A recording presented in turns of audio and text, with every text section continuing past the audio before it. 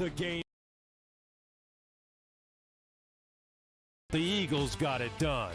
If you back them, you're celebrating. Football season may be over, but the action never stops.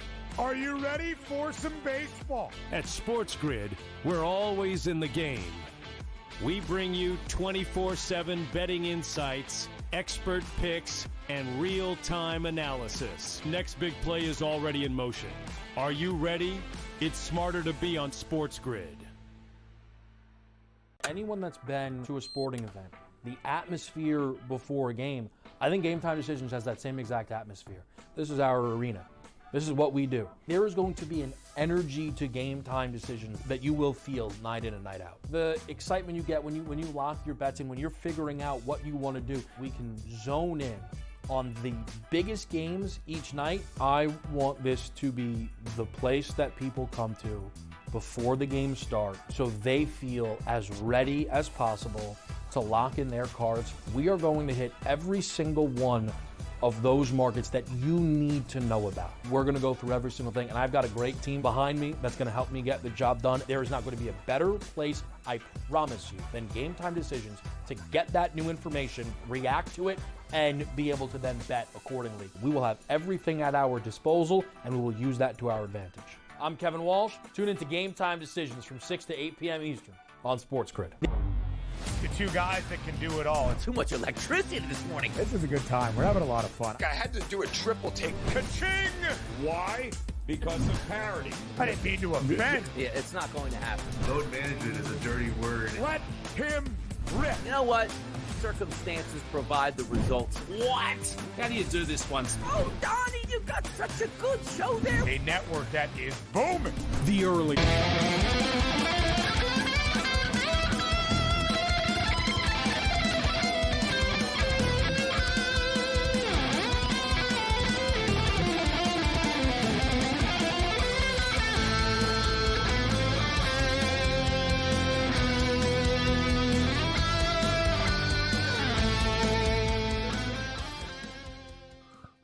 Let's roll. This is SportsRage. I am Gabriel Morency. The pits, the players, the hustlers, the people, the bust them, and everybody else in between. The Twisted Tuesday has begun. SportsGrid Radio and Television Network, Sirius XM Channel 159.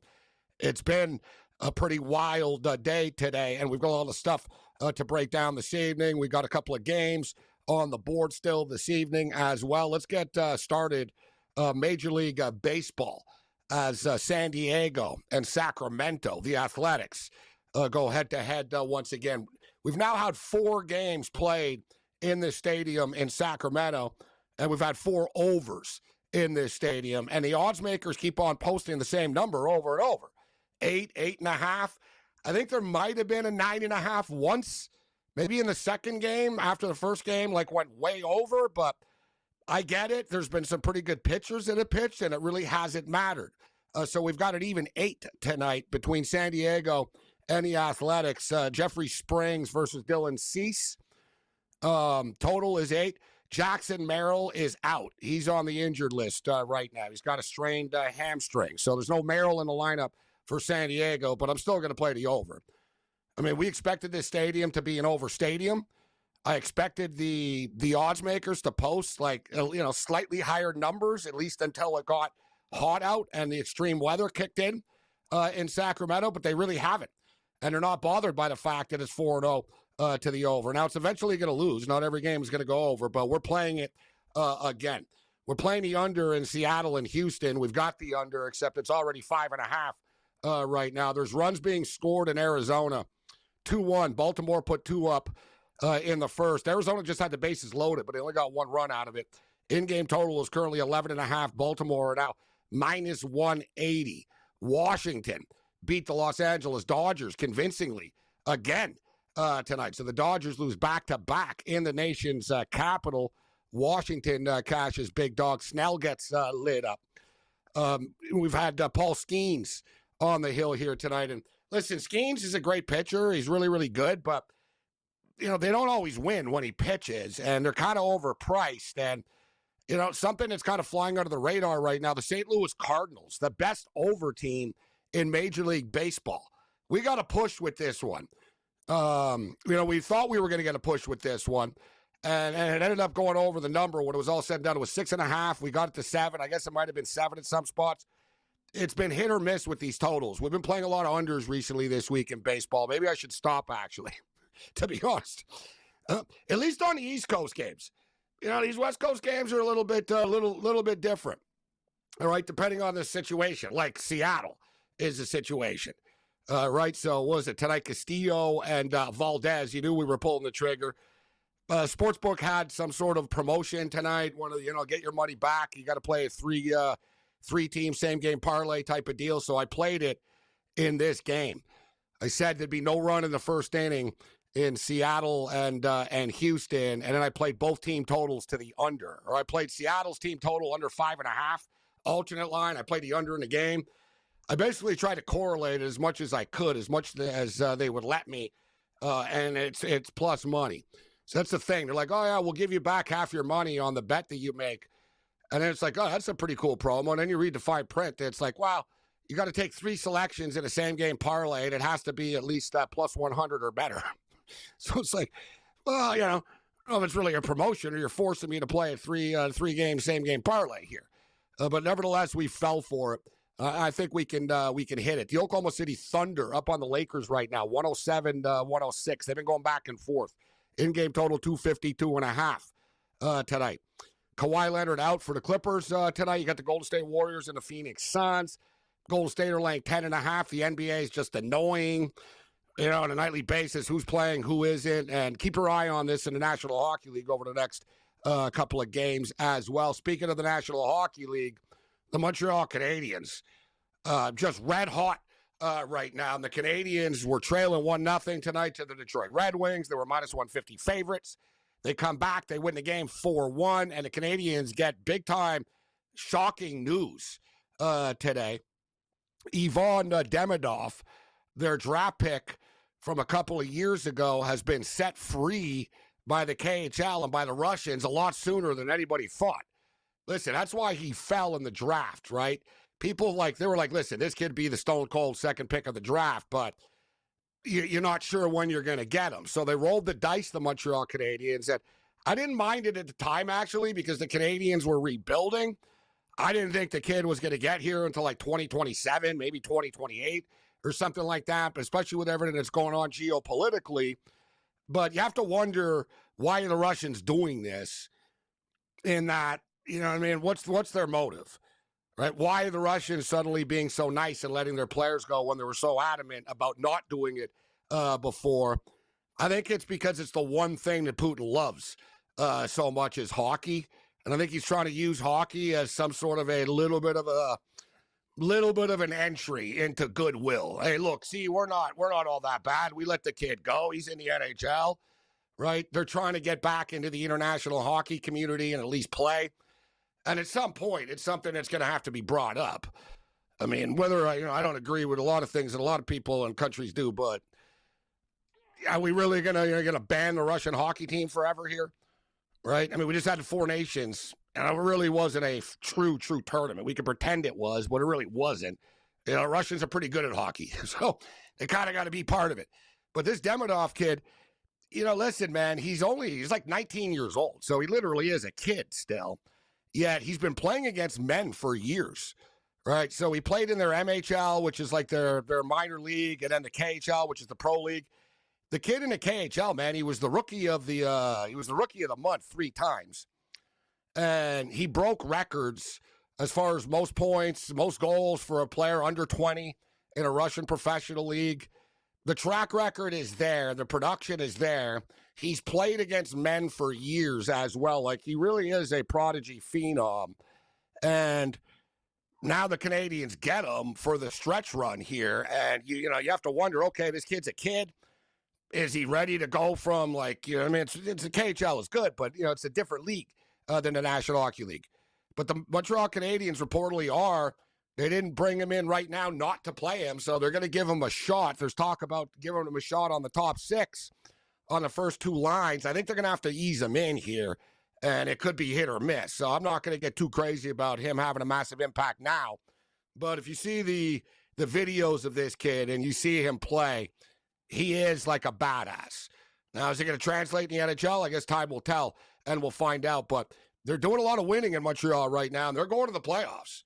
And that's going to be a really, really fun series. And they've agreed to terms, so they got a 3-year deal with them. It's like $900K a year, $950K a year. You got a $500,000 upfront signing bonus, and this kid could be like a leading goal scorer type of player for years to come in the NHL. But we all know the NHL takes a couple of years to get acclimated before you really start lighting it up. Big news, though, right there. We'll get you caught to date with the updated NHL playoff picture.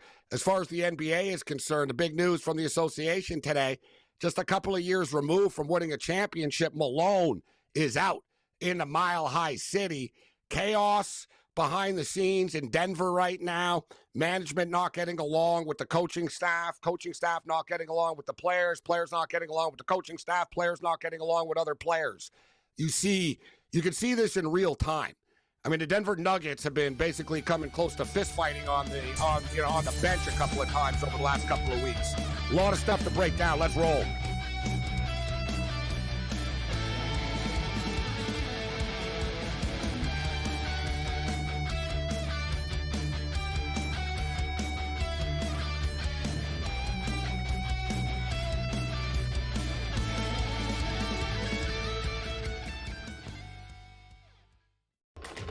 Enter into the magical world of McLuck.com, where even the smallest of spins can win real cash prizes.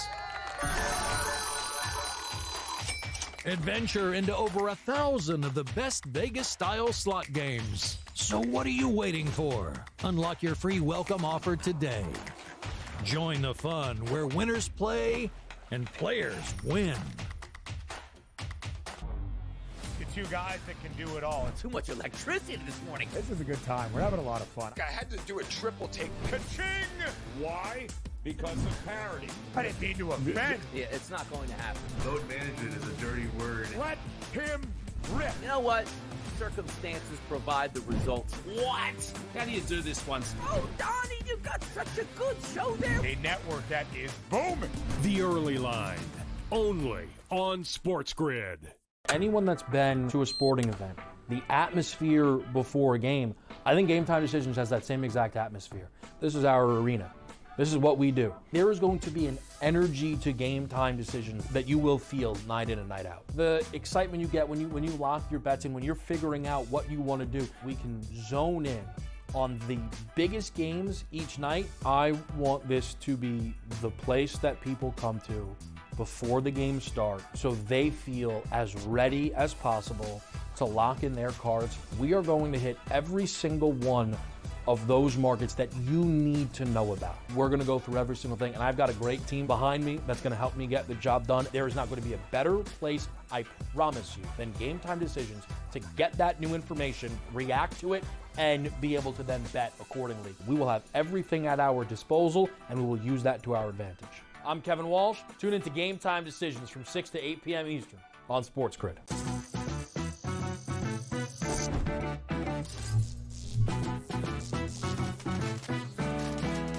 Did you know sportsbooks tend to draw up tighter bet lines for events that get even more bettors, like championship games or major matchups? My tip?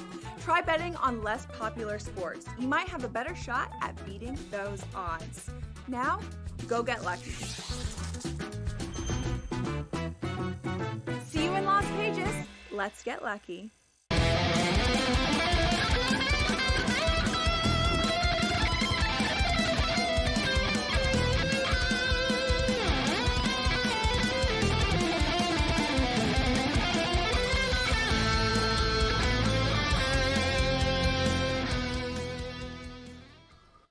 Let's roll. This is SportsRage, the Twisted Tuesday. We're going to cover all the bases here tonight on the SportsGrid Radio and Television Network, Sirius XM, Channel 159. I am Gabriel Morency. Rick Saratella will step up and in. We'll hit the NFL draft. A lot of NFL draft talk tonight. The props are out there.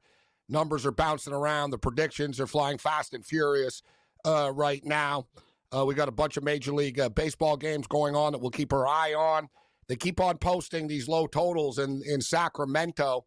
They posted an even 8 tonight. Jackson Merrill is out for the next minimum 10 days for San Diego, but San Diego put a 2-spot up in the first inning. And in fact, they're still batting right now. So I'd like to see more as somebody that has taken the over in all 4 home games so far. Updated number is suddenly 10.5. They're hitting the ball hard in Arizona right now. We've got 3 runs already, and we're in the bottom of the second inning. Arizona have a runner on second. As we were saying, Malone is out in Denver. And just my thoughts on this, actually. Anybody who's been paying attention to the Denver Nuggets could tell there was a lot of turmoil, like with the players, with the coaching staff with management with ownership. That's why they fired the general manager as well. This is pretty rare, in which the ownership group got tired of the complaining about the roster from Malone and the general manager, who I think rightfully so. They felt as if though ownership was cheap and they didn't keep the championship team together, and they didn't bring in the proper role players after to compliment Jokic. But the fact is, Jamal Murray is broken down right now, and they were going to fire Malone anyways. I know a lot of people are shocked by this, but they were going to fire Malone anyways. They thought, all right, we're going to make the playoffs. We're going to get bounced quickly in the playoffs, so we're going to fire Malone like the day after. Like they had it set in stone. So they figure, you know what? We're going to fire the guy. Why not fire him before the playoffs? And maybe we get a shot in the arm, like with an interim coach. They bring in Rick Adelson's son, Dave Adelson, one of the assistants. It could change a little bit, give a different perspective a little bit. And, you know, whatever, like the problems, the on-court issues were as well, which you can see Jokic is getting frustrated lately, that maybe they could, you know, they could sort of reset things going into the playoffs. Now, I'm not betting on them to win the championship. But I'm just telling you that they were going to fire him anyways. And they figured, you know what? If we're going to fire him anyways, why not just fire him now? And maybe we can, you know, maybe things will change in the room going in to the playoffs. So there's my quick take on that. We got Dave Delano and else Cam Stewart in the house. Let's start off with Dave Delano. Dave, we got Major League Baseball going on right now. I've been riding this wave, man, in Sacramento with the overs. I've literally bet all 4 games to go over in this stadium. We're 4-0 to the over. They posted an even 8 again tonight. I know Jackson Merrill is out of the lineup, but I had to take the over again, and San Diego put a quick 3-spot up. Here we go. We're up to 3 right now. They're still batting. We got runners on first and third. And my last thought about this is, guys, and I'll throw it to you, Delano, I'm not so sure if it's the stadium or just that the Athletics pitching staff sucks. How you doing, Dave? I'm doing good. I think it's a little bit of a combination of both, and I think that as time goes on, eventually you're going to start seeing these overs be more in that range of where you see Coors Field games, where they used to be at 11.5, 12. Now you're seeing that those were a little inflated with Coors Field; those are coming down. But I think in Sacramento, you're going to start to see these totals go up because it feels crazy to put totals, you know, over 10. So you're seeing still a lot of 8, 8.5s, 9s. But as time goes on, if this keeps playing out, I think you're going to keep seeing higher totals. But as for now, when you're seeing these totals in the 8 to 9 range, I think you got to keep on hammering the over until the books adjust. In-game total is currently 11.5. Right now. Then we have the opposite end of the spectrum with Houston and Seattle. They're scoreless right now in the middle of the third inning. Cam, what do you have in the late night baseball games here? I took Seattle. They came back for us last night, Gabe. That was unbelievable. They actually were down, and then they came back and won 4-3 for the push for total players, and Seattle was the side. I'm on Arizona actually live, giving them +1.5 and a sprinkle on the money line +150. I think they can come back against Baltimore. Cincinnati, hey, they're up 1-0. That's good. And you bring up an excellent point. They haven't adjusted these totals in Oakland. And one of the craziest thing is, too, Gabe, say it's a close game for a while and they don't score. Oakland has the worst bullpen ERA, too. So even if it doesn't get there early, it probably gets there late. Well, it has been getting here early. It's the one thing, too, that we've been leaving on the table. The run in the first inning in these games as well. It seems like the visiting team just jumps on Sacramento early, and that's what happened once again here this evening. So I'm on the over. I got over 8 in this game. We didn't play the Baltimore-Arizona game. I got the under same-game parlay that I talked about earlier with Seattle. So we got no run in the first inning, under 8.5 runs in the game, and under 5.5 runs for the Seattle Mariners. I just threw together like a same game parlay for their promotion. It had to be a plus money play. So far, so good there. We got the no run in the first inning, under 8.5 and under 5.5 for Seattle, looking good. Dave, what do you think about that Cincinnati San Francisco game? Cincinnati's been getting some good pitching. I like the under of this game tonight. I played the under and the Cincinnati Reds. So I got the under and I got the Reds at plus 115. Any opinion on this game, Dave? No, I agree with you with the under in this one. I know that you're a fan of Bet365, and I think that if you're able to cash out early, I think a lot of these Cincinnati, San Francisco under is the way to play. And we get to that 8th inning, might chicken out and cash out a little bit, because even when we've seen some of those go over, it's usually been something late with Reds games. Sometime that 9th inning, that bullpen could be an adventure. But yeah, I definitely agree with you on the under the total. I wish we got a cash out for the Houston Cougars last night, Morency. That would have been a nice cash out. But anyway, I digress. We also could have taken Duke when Houston were up by 12 as well. But we can't live in the past. Dave, Houston falls short last night. Listen, Florida won, but that's really a case where Houston lost. I mean, that was just a disastrous last 2.5, 3 minutes for the Houston Cougars last night. Yeah, it was disappointing. I picked Florida to win the tournament before it started, but I don't like betting with my heart, but I ended up taking Houston last night. We'll talk about it a little bit more. Well, at least you still won a little bit.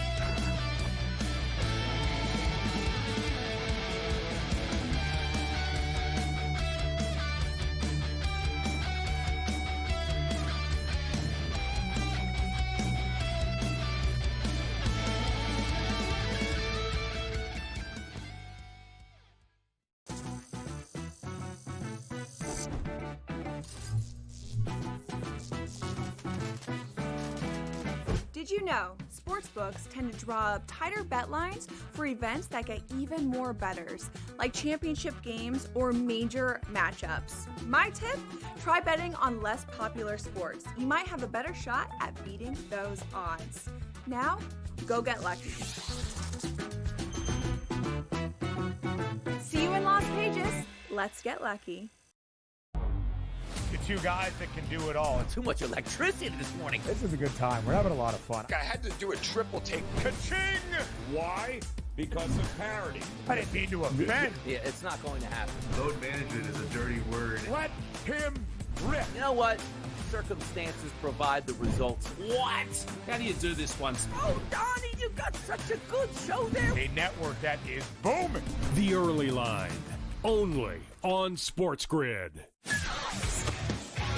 They won the game, and a lot of people, I think, are, prematurely writing them off. Like, I heard a lot of people say they're not even making the playoffs this year. What I give them credit for right now, Scott, I'm not going to pencil them to win the division yet. Let's see how they do. What I give the Red Sox credit for, and this sounds like silly, I give them credit for actually trying this year. Pharrell Coast to Coast, only on SportsGrid. Okay, what tools can you use to measure those things a bit? And that's where you have like force plates and 3D motion and launch monitors, things like that. But that's all just sort of like measuring what's happening. That doesn't necessarily explain why one guy's really good and another guy's not really good. And that's where there's still kind of like this ongoing, how do you like continue to do research to understand that better? And I think that's going to last well past my lifetime. The Smiley Show.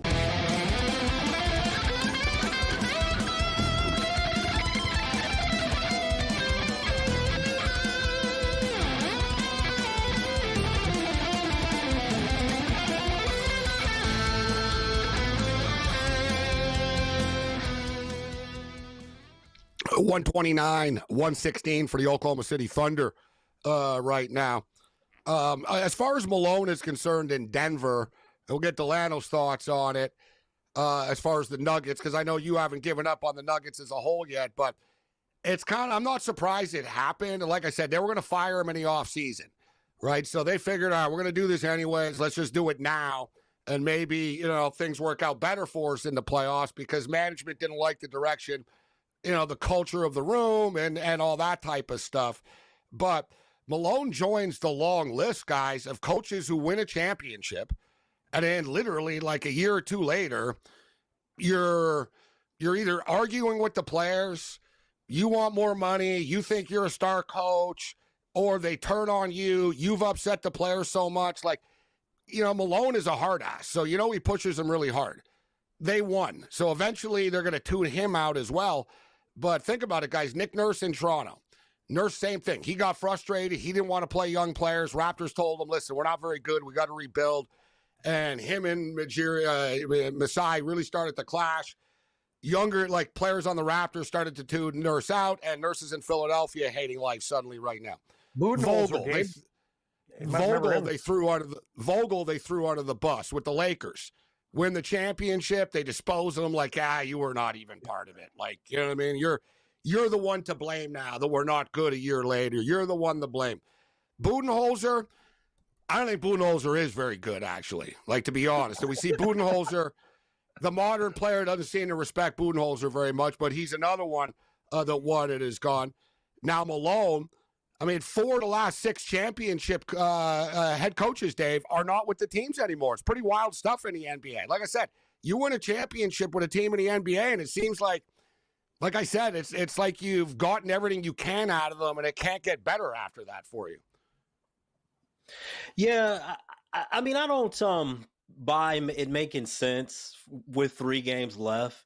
I guess my take on this is the fact that I know you're saying they're going to get bounced anyway, and they're going to fire them, but I'm thinking that there was that fear there that maybe they wouldn't get bounced. I think that, they've got their championship a couple years ago. If ownership really wanted them gone, they could have felt if they didn't make the move now that he could mess around, go back to the finals or win another championship.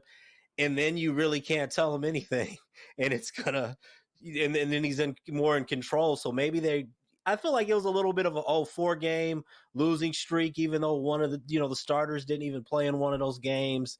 One of those games, Westbrook kind of goofed it up at the end. So I still think it's a cop-out because they wanted him out. Something I saw not too long ago with, Buzz Williams going to Texas A&M to Maryland. And I think it was Rex Chapman, I believe, talking about it. And he was saying, Texas A&M to Maryland seems like a little bit of a lateral move. Some people would rather be at Texas A&M, but he was saying how Buzz kind of has this theory about, 6 or 7 years, and no matter where it is, you get out, because you could go to a place that's in shambles, and after you've been there 6 or 7 years, they start comparing it to the, the best that you've done there, and they forget where they were when you got there, and they kind of take you for granted. And I think that's an interesting thing with coaching, even, sometimes jobs, marriages, relationships, all type of stuff. You hit that 6-7 year point and people forget what it was like before you were there. So, Malone was there for 10 years and, you're firing a guy 3 games left in the season. It's definitely bigger than just basketball and bigger than just, their defensive issues. Yeah, it's pretty wild. And to fire the GM as well, that's what's crazy. Mm-hmm. So this is basically, you could tell this is ownership. A lot of times it's like the GM, right? The GM, I'm firing a coach. I got my reasons for it. This is ownership saying, you know what? You're both gone.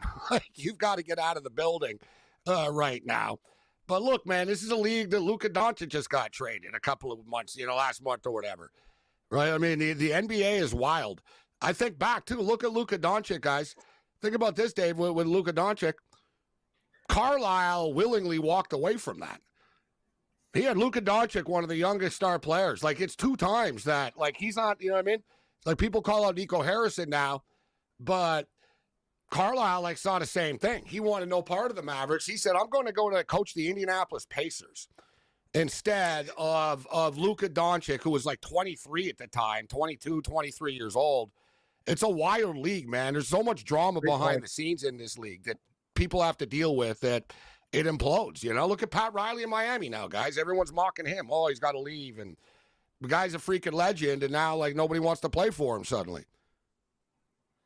Yeah, it's tough. The NBA, you've got more control where one player can really take the franchise hostage, and if you don't get along with them, you're gone.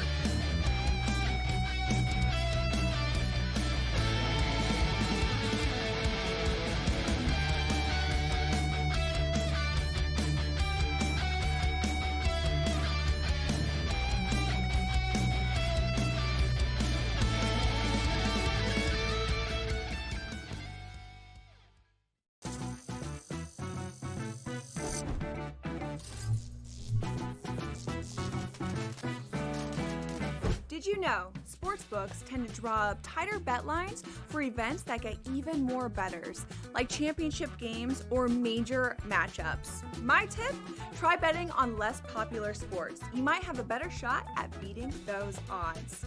Now, go get lucky. See you in Las Vegas. Let's get lucky. The two guys that can do it all. Too much electricity this morning. This is a good time. We're having a lot of fun. I had to do a triple take. Ka-ching! Why? Because of parity. I didn't mean to offend. Yeah, it's not going to happen. Load management is a dirty word. Let him rip. You know what? Circumstances provide the results. What? How do you do this one? Oh, Donnie, you got such a good show there. A network that is booming. The Early Line, only on SportsGrid.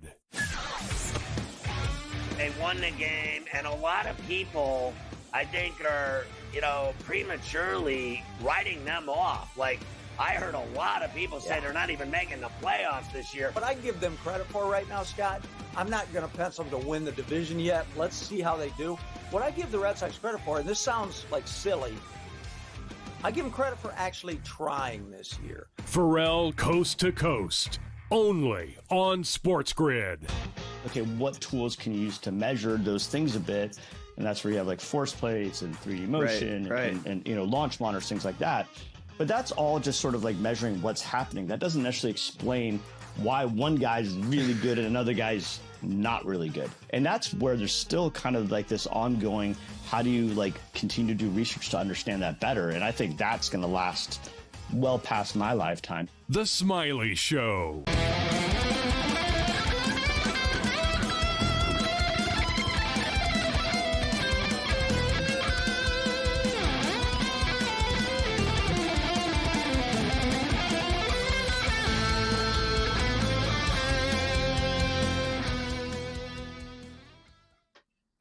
The Twisted Tuesday continues. This is SportsRage. So earlier in the day, the Thunder were 15.5-point favorites over the Lakers. It wasn't confirmed. People sort of assumed that the Lakers weren't playing everybody. They're playing in Dallas tomorrow. They ended up playing everybody tonight, and the number went to 9.5. But Oklahoma City said, you know what, we'll cover the number for those of you that were dumb enough to take it at 15.5 earlier in the day. And they win by 16, 136 to 120. Real track meet. Warriors up 37-24 on the Suns. No Kawhi for the Clippers tonight against the Spurs. They're laying 12.5. Dave, I want to ask you, so the Denver Nuggets, they play tomorrow. And oftentimes people like to bet on a team the first game with the new coach. The Denver Nuggets are minus 1.5-point favorites right in that 4-game losing streak in Sacramento tomorrow. So they're on the road, their first game in the post-Malone era. What do you think about the Nuggets and Kings tomorrow night? I don't think I'm going to personally want to get involved with that. But, when you look at that 1 point spread, I think I would probably lean actually with the Nuggets, just with it. They're obviously the better team, even though the Kings have something to play for. So you're getting a pretty good number there. So I definitely would lean on the Nuggets, but it's not my favorite play. I think there's a couple more other games that I like a little bit better. I think I like the Magic tomorrow going up against the Celtics. Now with Cleveland's win today, Boston's been playing great, but now that Boston can't get that number 1 seed, they know it. I think that we'll see a little bit of a letdown. And also looking at that game with the Lakers and the Mavericks, I think that we'll see a nice performance out of the Lakers. So it would be Nuggets or pass for me, but there's just so many unknowns. I don't think I personally want to get involved in that one. Right now, the Los Angeles Lakers just got off the floor, losing by 16. We'll play in Dallas tomorrow night. The Lakers are 4.5-point favorites. Luka's return to Dallas, although watch them not play Luka just to really, torment people in Dallas, where the Lakers we played last night. So Lakers are 4.5-point favorites right now over the Dallas Mavericks, and I think that game will be talked about quite a bit tomorrow. Baseball. So let's just do a quick check. We got three. So I was going to say, we had 3 runs in the first inning. San Diego put a 3 spot up. The Athletics just respond with a 6 spot. So we already hit the over 8. in this game, make it 5-0. In-game total is now 16.5. This might be the one tonight.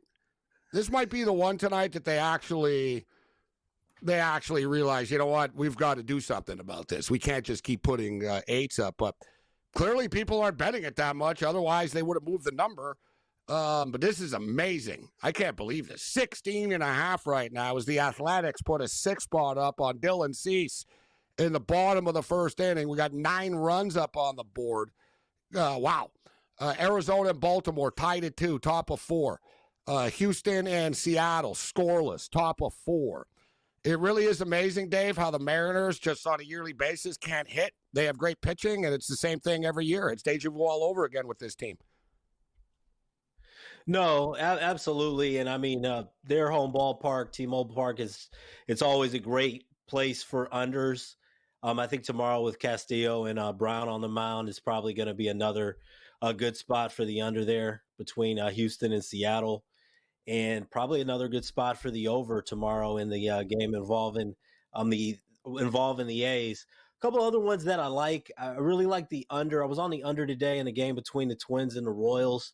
I'm going to keep on riding those. They've had about 5 games now where the total's fallen under 7.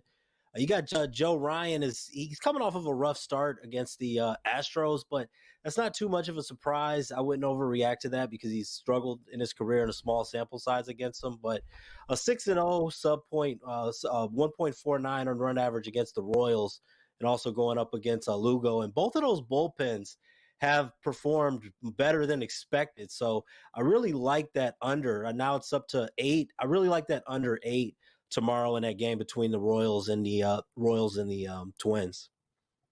Under 8, Royals and Twins. I'm looking at tomorrow's numbers right now, guys, and we have a total posted for the San Diego and Athletic game.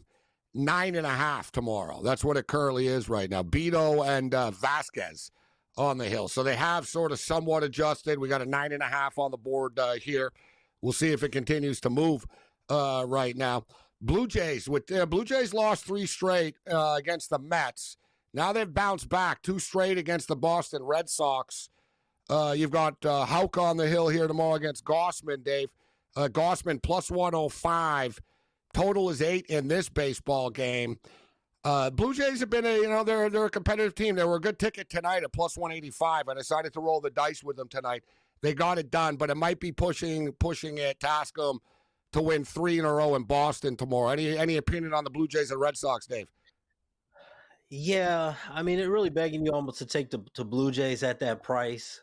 But both, I mean, even Gausman is one of those guys. Sometimes he's so sharp, but he can also let you down in different situations. I just feel like Boston finds a way to win tomorrow. I mean, I would much rather have that price with the Blue Jays. I like that plus 110, but I think Boston's the play tomorrow to, even if they pull it out late, I think that the Red Sox are going to get it done. Dodgers are minus 158 favorites right now in this game. Losers again. So they've lost both games in Washington. The Dodgers, Dave, haven't been hitting, right? Like, people, if you look at the Dodgers, even guys when they won the first 8 games or 9 games or whatever, they were only hitting 234 as a team, actually, right? They really haven't been hitting the baseball that well, and it's catching up to them. Now tonight, Snell got lit up, and they got lit up early, and here we are right now. But I'm expecting a bounce back. I don't think they're going to get swept here in Washington. Once again, I just said Snell because I'm confused now.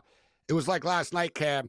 Every sportsbook had the different pitchers up, and right now the sportsbooks are confused once again with the pitchers in this game. But I do see the Dodgers minus 158 right now. The Dodgers are going to be so angry tomorrow. Like, you know what I mean? The Washington Nationals, they're not just winning. Like, they're smoking them. They're beating them up early. The Dodgers will be at their best. They're not going to let Washington take 3 from these guys. So I'd expect the Dodgers to pummel them. The interesting thing about that Oakland game too, Gabe, a lot of these games have been at night. And I think tomorrow night, we have an afternoon game tomorrow. Yes, we do. It's 3:35 Eastern with Vasquez and Beto. We'll see what happens there with that 9.5 total. I'm not sure about Shadows in Sacramento or whatever, but most of these games have been at night. I'm going to have a prediction for you, though. Wierbleski is going to be living in Oklahoma City next week. Oh, definitely. After tonight's start. I'm just saying, like, he got his shot, little spot start guy. It's like, all right, bro, that did not go well. We're going to move on. You're right. Look for a town home in Oklahoma City. Stay there for a while, bud. we're gonna move on. Dave, before we get you out of here, anything else tomorrow? Major League Baseball catch your eye? I agree with Cam with the Dodgers, and also I was on the under tonight in the game between the Rockies and Brewers. I know it's still going on, but I like the over tomorrow in that game. I think Senzatel's been playing with fire. He hasn't allowed an earned run yet in 9 2/3, but he's given up 19 hits. And he's one of those guys, I mean, he'll put together a couple good outings, but you know a shaky one is coming, and we're starting to see, like I said, lower totals in Rockies games in the past, but I think that we're going to see a little bit of an outbreak. Right now, see that total at 9.5. So I like the Rockies and Brewers to go over 9.5 tomorrow. And like I said, both bullpens have also been terrible. We're going to hit the Masters on the other side. You betting the Masters at all, Dave? I'm not. If you got some good plays for me, though, I might take them. I don't have any of my own plays for the Masters. I have 87 active bets so far, but that's just like everything. I've taken top Korean, top Canadian, top American, top lefty, top debutant, top Scandinavian. 87 current bets on the Masters. Oh, yeah, Gabe, I'm not even close to being done. Your favorite too? Hold on, Dave. We'll give you a pick on the other side here. I want to hear one of his best of 87. I don't know. It seems a little extreme.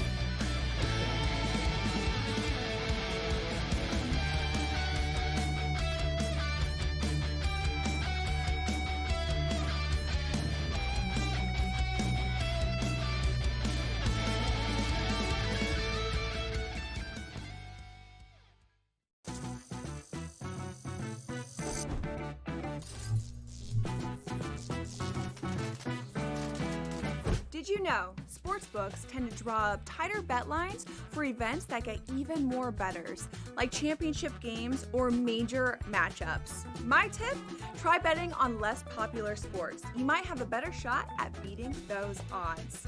Now, go get lucky. See you in Las Vegas. Let's get lucky. The two guys that can do it all. Too much electricity this morning. This is a good time. We're having a lot of fun. I had to do a triple take. Ka-ching! Why? Because of parity. I didn't mean to offend. Yeah, it's not going to happen. Load management is a dirty word. Let him rip. You know what? Circumstances provide the results. What? How do you do this once? Oh, Donnie, you got such a good show there. A network that is booming. The Early Line, only on SportsGrid. They won the game, and a lot of people, I think, are, prematurely writing them off. Like, I heard a lot of people say they're not even making the playoffs this year. What I give them credit for right now, Scott, I'm not going to pencil them to win the division yet. Let's see how they do. What I give the Red Sox credit for, and this sounds like silly, I give them credit for actually trying this year. Pharrell Coast to Coast, only on SportsGrid. Okay, what tools can you use to measure those things a bit? And that's where you have like force plates and 3D motion and launch monitors, things like that. But that's all just sort of like measuring what's happening. That doesn't necessarily explain why one guy's really good and another guy's not really good. And that's where there's still kind of like this ongoing, how do you like continue to do research to understand that better? And I think that's going to last well past my lifetime. The Smiley Show.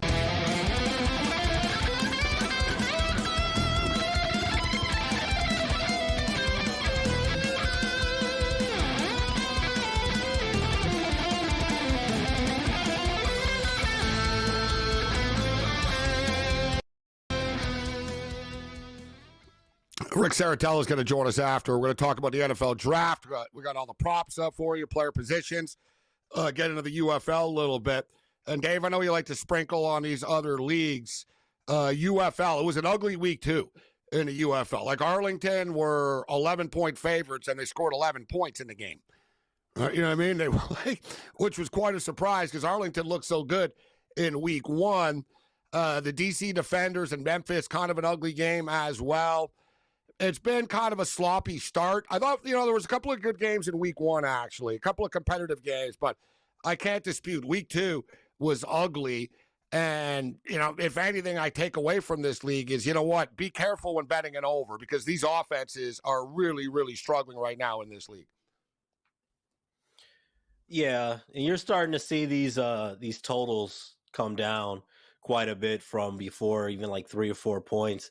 One thing that I've taken away from it, I feel like St. Louis, with them having the home field this weekend against the Defenders, when you look at that crowd, it seems like St. Louis, to me at least, seems to be taking it. There seems like their fans are embracing it a little more than those other cities. Look at the Arlington game, look at the Houston game last week. The crowds have looked pretty sad on TV when you think about this being a national broadcast and all the high-level production. But when you look at the St. Louis games, it doesn't look like that at all. I mean, you could tell that they missed the NFL football, and it seems like their fans are really into it. So early on, I think looking ahead for this week, and haven't dived as deep into all the games yet, but I think the Battlehawks against the Defenders, if there's a favorite that I dare to touch, I'm liking what I'm seeing from St. Louis right now. Yeah, you could argue, listen, St. Louis, you could argue that they've looked the best through 2 weeks. Birmingham have been the kingpins of this stuff, right? They lost week 1. They bounced back. I think they're going to win again this week against Arlington, but I do agree with you. The Battlehawks are getting like 30,000 people, right? So it's crazy. Like Houston got 300 people. St. Louis are getting 30,000. There's a big discrepancy going on, without a doubt. And the DC Defenders have a little bit of a home field thing going with the crowd, but St. Louis by far is drawing the most. San Antonio too. When San Antonio was doing well last year, they had a pretty good atmosphere going on in the Alamo Dome. All right, so what's your tip for Dave Cam for the Masters? What's like your best prop or a top winning play? He's looking for advice. Well, I'll give you a couple of guys that I'm betting outright there, Dave. I got Bryson DeChambeau at 22-1. I think he can really overpower the course. He's playing kind of soft right now. If there's any rain, it'll really he has a huge advantage. The guy has played the Masters every single year. He's gotten better with a 6th place finish last year. And Gabe's guy, who's actually showed up recently in majors, Xander Schauffele, I found the best I could find is a 24-1 on Xander Schauffele. Those are two guys. If you're looking for a super pooch, Will Zalatoris, he's playing really, really good golf. Had one bad hole at the Players Championship and kind of took him out of it, but he's a very dangerous player at 60. I like a lot of these nationality bets, Gabe, like top Canadian Corey Connors plus 100 and a couple others, and top South African Charles Schwartzel. He only has to beat Christian Bezuidenhout. Those are the bets that I made. I got way more, but yeah, those are some that I like right now. Well, what would be one? What would be one, Cam, instead of giving them like 8 to pick one? What would be one that that stands out the most? Oh, like a winner? Like I'll get two guys. I'll get Bryson at 22 and Xander at 24. Dave, that's what we're gonna do. That's what I got. Okay. Good stuff. Good stuff. So you're going with the 2 live players to win. No. Xander Schauffele's a PGA. Xander and Bryson? Bryson and Xander. Bryson and Xander. Yeah, your boy Xander. And I do like Will Zalatoris at 60-1 as a dog. Those are 3 guys. I'm buying into the it's not great odds here. I'm going to sprinkle. I'm not going to have 87 bets or 113 bets like Cam, but I'm getting Rory at nearly 7-1. Dave, Rory's won every major in golf except this. So this is the career Grand Slam that has eluded him in the past, but he's playing great golf right now. I think he has the temperament to pull it off. I see a little bit of an odds boost here to plus 750. I'm buying in on Rory, Cam. I think Rory's going to be right there this weekend. I trust Rory more than Scheffler this week. Here's the thing. Rory is either going to embrace this and win, or if the pressure gets to him, it could be bad. But to your point, he's really dealt with pressure a lot better than he did before. He was a guy a few months ago that had a real problem, but since he broke through, he's really seemed to tame, like he's got his driver under control. The key to Rory McIlroy, what is his weakness? Sometimes it's lag putting. That's the key at the Masters. You have to know all the nuances, the side hill lies and all the other stuff. If Rory McIlroy can putt average, I'm not even saying below, but like average of the field, he could definitely be there on Sunday. He'll be in contention for sure. And Dave, I would say too, as Cam was talking about some of the international, like top finishing position from each country, every book has it. I think as well from a Canadian perspective, that Corey Connors is a good bet. right, that Corey Connors will be the top Canadian. And you agree on that, Cam? I think Corey Connors has a chance of being like top 5, top 10. If he can hit some putts, he might be able to win. Right? Have like you his seen ball Corey striking, Connors' everything he does can win here. He's got to hit putts. I'm not convinced that he can do enough, but I am convinced that he'll be the top Canadian, Dave and Cam. I think that's not a bad bet, Dave. If you look at Cam was talking about top senior too. Like you said, Longer is like 100 years old. Phil should be able to beat him. Okay, I know it's 150, okay? And on one of my books, it's 160. But listen to this. Phil Mickelson is minus 160. We can bet that in a baseball or a hockey game. He's got to beat Angel Cabrera, but he does have jail swag, and won last week. Morency got out of the clink and won on the senior tour. Bernard Langer's getting older. Freddie Couples, Mike Weir, and Olazabal. Phil Mickelson's competing on the Live Tour, and he's got to beat 5 guys that are like legit seniors. Phil's still just over 50, and the guy's playing great golf right now. I'd lay 60 cents all day and all night. Phil top senior. Not a bad angle. Pick on the senior citizens, Dave. That's the angle that we're looking at. Oh, yeah. He's betting on seniors. He's the youngest one. He's he's still kind of competitive. I don't know. He looks very weird at that Masters dinner tonight. I think it's Ozempic or something. Like, he's got a weird-looking face now. Like, you're right. That Ozempic's really messed him up. His body's all different. Yeah, and his face is different. You're right, Dave. Did it mess his swing up? Can he still swing or No. Swing's cool. Just his body. Swing's still good. Dave Delano. I'm taking Phil top senior.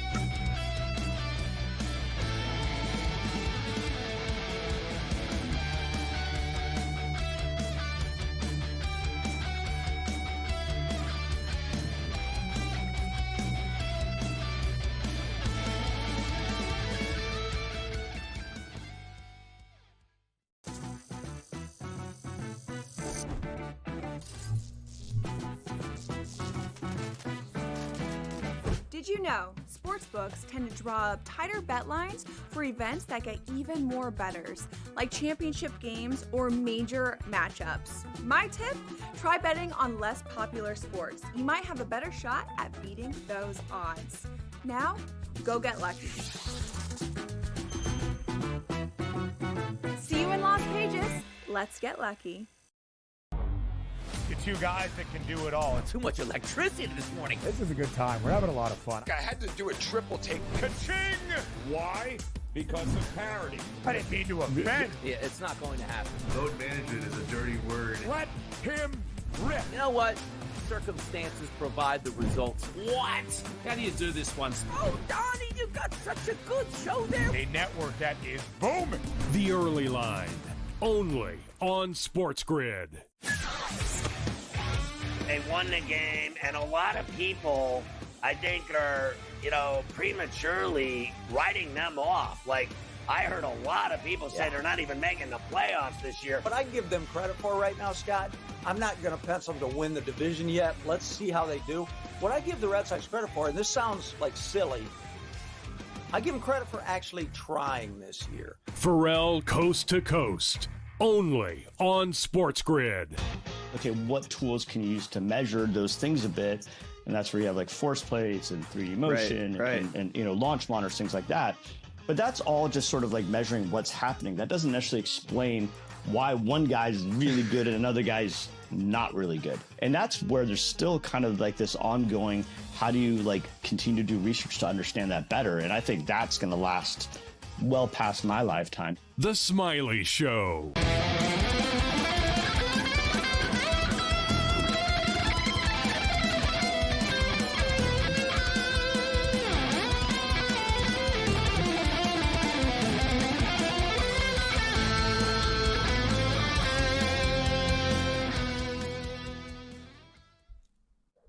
We're rolling along here to Twisted Tuesday. We got Rick Saratella joining us in a couple of minutes. We're just talking about the Masters numbers. Dave Delano, we're going to get him out of here, but we'll let him go. Hitthepick.com, Dave. We got NFL draft talk coming up in a couple of minutes. We're going to go over some of the player props and odds that are available right now. This is the smokescreen time of the year right now in the National Football League draft. The one thing I do love about the draft is the odds makers don't really have an edge, right? They're at the mercy of media reports, and the media only really knows so much. The media knows what teams want them. to know. But you being a Cleveland Brown fan, it seems that it's almost a consensus that people think it's a slam dunk now that the Browns are going to go with Travis Hunter with the second overall pick. And I still wonder, okay, fine, but what are you doing about the quarterback situation with the Cleveland Browns right now? Yeah, there's no knock on Travis Hunter. I mean, I like Travis Hunter as a player. I just don't know if I like him going to the Browns at number 2 right now based off of the situation. I know that he wants to play both ways, but I can see some packages here and there, but I just doubt really seeing anybody as a rookie coming in with the adjustment, making an impact without getting injured on both sides like that. I feel like the way the Browns are built right now, I feel like he could have a bigger impact at wide receiver. Even though, corner may be his better position, I think he still needs to work on his route running, but he's such a dynamic player. I'd love to see him at wide receiver, but I don't know if I would really want to take a wide receiver at number 2 when there's so many issues at the quarterback position. And someone off air, I really would like to see Carter. I know it's not I guess when you need a quarterback, it's tough to, go ahead and take another, defensive end on the opposite side there of Garrett. But that's really what I think would be the safer play for the long term. I would like to see that. Get a veteran quarterback in there. The quarterback situation, though, it's a little bit of a mess. Everybody that I probably would have liked to have seen in there is kind of not an option anymore. I wanted to see the Russell Wilson. I was believing that a little bit. I was even entertaining the option of bringing back, Jameis or Flacco. I know that they're not really looking to do that. And so, yeah, it's tough. I would like to see Carter. I think Travis Hunter will have a solid career, but I don't think it's the best pick for the Browns right there. At quarterback, I mean, you need a quarterback. I know Shedeur Sanders is, dropping, and I think Shedeur might have a nice career, but I also don't think it's really a good fit for Cleveland. It just seems like one of those things. I hate to have that mentality as a Browns fan. I feel like Shedeur might have a great career, but I feel like if he went to Cleveland, it would be so much attention on it, and it would just be a little bit too much. It's a little bit of an issue with the culture. I mean, the Browns, it's tough when you can have a rookie or somebody come in and all that influence about what you're doing wrong. You don't see those things happen in successful franchises. So I think Carter's the play that I would like, but we'll see what happens. Carter's plus 170 to be selected second overall. Travis Hunter's minus 240. Abdul Carter plus 170. Shedeur Sanders 12-1. And like you said, I don't mean this as a pot shot at the Browns, but it's just sort of reality that whatever they do, I almost feel like the third pick will be the star player. You know what I'm saying? like they're going to, whatever they do, they need help. They could do this. They could do that. I mean, getting Abdul Carter isn't crazy. I almost, my deal with Travis Hunter, Dave, it kind of feels like he's a luxury item player, right? It's like, all right, so yes. we don't have a quarterback still. We don't really, what's our identity here? We're sort of throwing this, all right, yeah, he's very talented, but you pair Garrett with Abdul Carter, then you really got something going. I don't know what they're going to do. I've heard Kirk Cousins. You hear all kinds of crazy stuff with the Browns, with the quarterback position. But Shedeur is interesting. I'm not so sure he won't get past the Giants at 3. I think the Giants might be doing a good job of making people believe they won't take him with the third pick overall. I mean, that's true because, right now with Jameis and Russell, you're kind of thinking maybe they won't take a quarterback, but those are both very short-term options, and both two would really be two good mentors too, as far as not getting them involved in just kind of keeping them focused. So that could be a good move. I saw a mock earlier that had him going to the Saints. That could be a good spot for him. But you're right. Travis Hunter, I know he's not going to obviously go to a team like the Ravens, but when you say like a luxury item, you think of if he went to a team like that already has so many pieces, how explosive and dangerous he would be. I just think that there's just way too many holes on Cleveland's team you really going to take a rookie like that and have him play both sides? Seems like a risk. I don't know if Cleveland's in position for that. Dave Delano, hitthepick.com. Get Sports Strong on X. Rick Saratella joins us next. Bring it.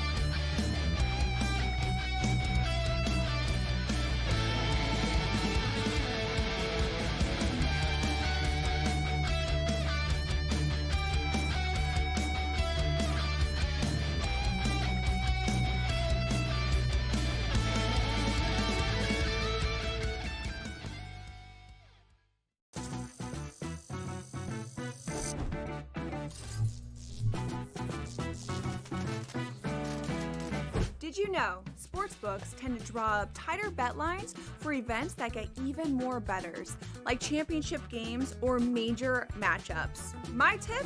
Try betting on less popular sports. You might have a better shot at beating those odds. Now, go get lucky. See you in Las Vegas. Let's get lucky.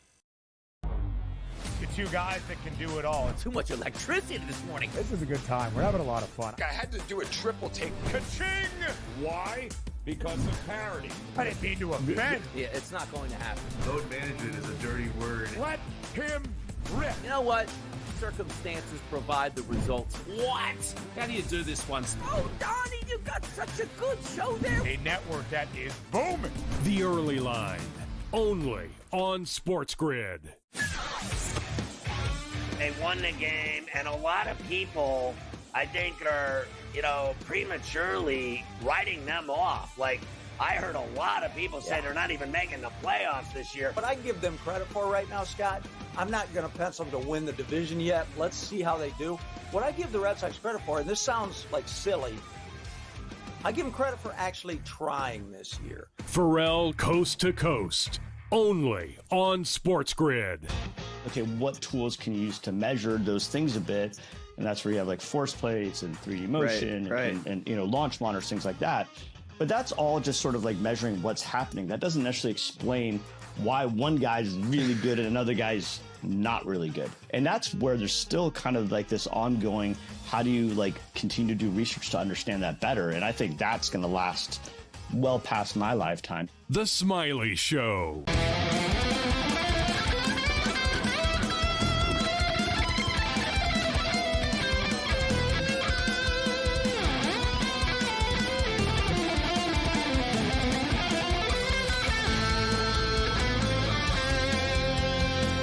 The Twisted Tuesday continues, as does the countdown to the National Football League draft. Hard to believe, but we're just a little more than 2 weeks away right now from doing this thing. Let's get down to business with one of the best in the business, Rick Saratella, NFL Draft Bible, allaccessfootball.com in the house. Rick, let's do this thing. We're 2 weeks away, baby. Oh, baby, buckle up. Let's get biblical with it. All right, so let's start off with, it's kind of set in stone right now, or at least people believe it is. I can't believe the odds, actually. Minus 2,500, 25-1 for Cam Ward to be the number one pick in the NFL draft right now. Well, I heard the Titans owner actually went on the private visit or the 30 visit or the pro day visit, whatever visit it was. Amy Trunk Adams, I believe her name is, who you don't hear much of, was actually on the meeting with Cam Ward. I think that says a lot about how intent they were on making Cam Ward that number one pick. I think the pro day sealed the deal there. And ironically enough, I think the pro day, the showcase, I shall say, in Boulder, funny enough, like if you go back to Andrew Berry's comments at the Combine where he said he preferred Travis Hunter as a wide receiver, a funny thing happened at the pro day. Shedeur Sanders' leadership came out because we were getting reports, if you watch the NFL Network, Travis Hunter was not going to work out. But a funny thing happened. Shedeur said, yo, we need you out here with my dogs, with my team, with my crew. And suddenly Travis Hunter said, you know what? I'm going to ride with you one last time. Let's do it. Let's do it as a wide receiver. And I think, that kind of sealed the deal for Travis Hunter going number 2 to Cleveland. All right, so as it is right now, 2,500 for Cam Ward. Just for the record, if anybody's out there and just wants to play devil's advocate and say, no, Cam Ward's not going to be the top pick. Abdul Carter is plus 1,200. Travis Hunter is plus 3,300. Shedeur Sanders, 50-1. Mason Graham, 100-1. As far as the second pick is concerned, as you just stated, Rick, it seems to be a belief right now that is starting to settle in that Travis Hunter will be a Cleveland Brown. And for the record, Travis Hunter wants Roger Goodell to introduce him as a DB and wide receiver on the podium when he is drafted. It's in the minus 240 range right now, Rick. So Travis Hunter to be the second pick is more than a 2-1 favorite. Abdul Carter plus 170. Shedeur Sanders 12-1 to be the second pick. So let's just say that, all right, we believe this, that Travis Hunter will be the second pick in the draft. The New York Giants, the third pick of the draft. This is where it gets interesting, Rick. And the sports books have Abdul Carter at minus 200 to be the third pick in the draft. So not for the Giants to take him, but the third pick of the draft, Abdul Carter minus 200.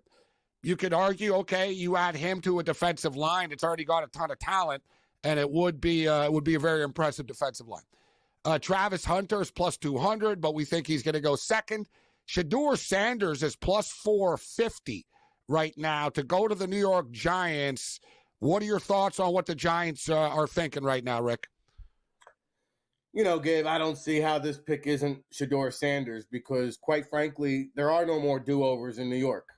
And if you go to war with Russell Wilson and Jameis Winston, you'll be out of a job next year. That's the bottom line. That's not an argument. That's a fact.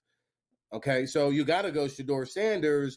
Otherwise, there is no next year. There is no future of the New York Football Giants. Not with Joe Shane and Brian Daboll at the helm. Now, they've done a great job duping the beat reporters who think they're on the case, but I didn't see them down there in Dallas at the East-West Shrine Bowl. None of them. None of the Giants beat reporters, where the whole Giants franchise was down there, 30 of them, wooing and courting Shedeur Sanders.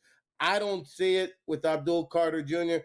I gotta see it to believe it. I think this is Shedeur Sanders. I'm buying what you're selling here in the sense that the New York Giants, I think, have done a good job of not talking about Shedeur Sanders suddenly, except we all know that they love him. So what would have changed, Rick? Shedeur didn't do anything bad. Like there was no negative that they suddenly wouldn't love him. Daboll's been pretty picky about the quarterback. Supposedly he's liked them. This goes back even to, him throwing the football around and stuff with Malik Neighbors. And, at plus 450, I think it's worth a shot here.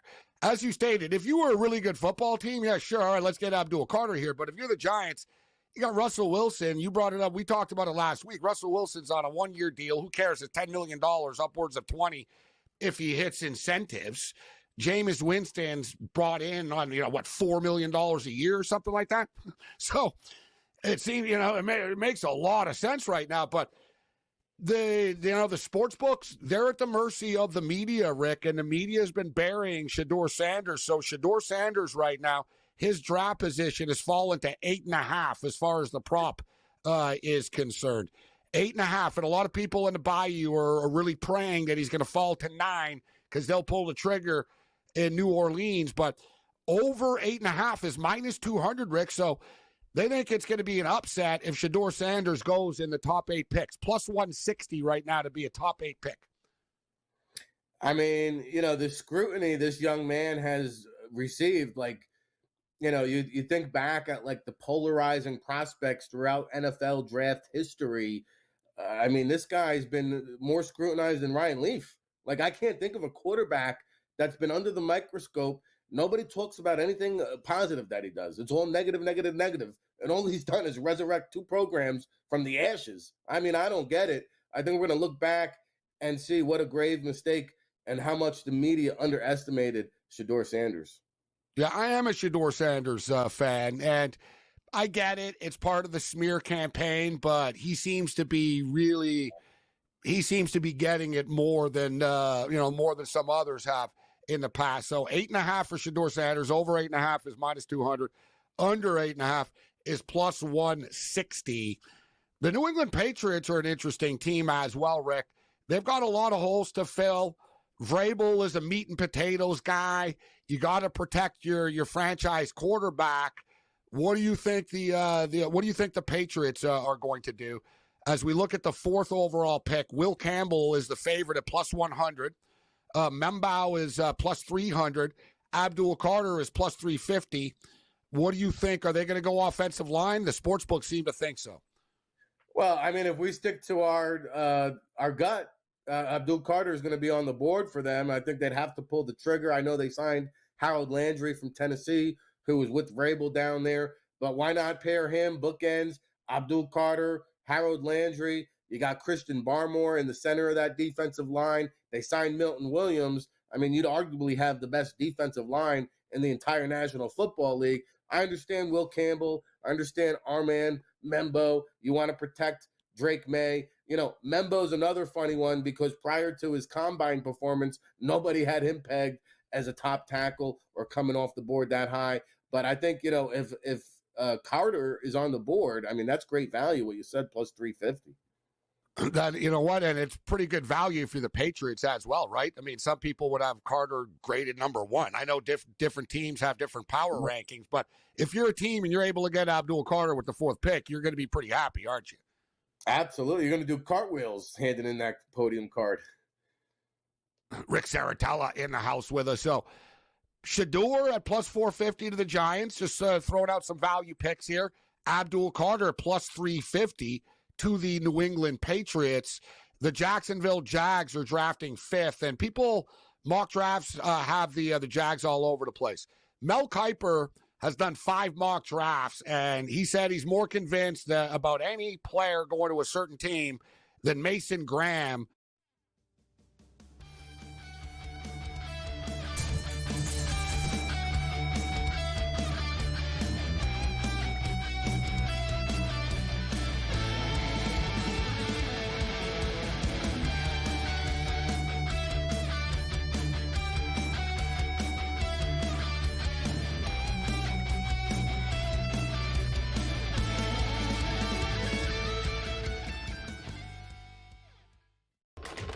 Enter into the magical world of McLuck.com, where even the smallest of spins can win real cash prizes.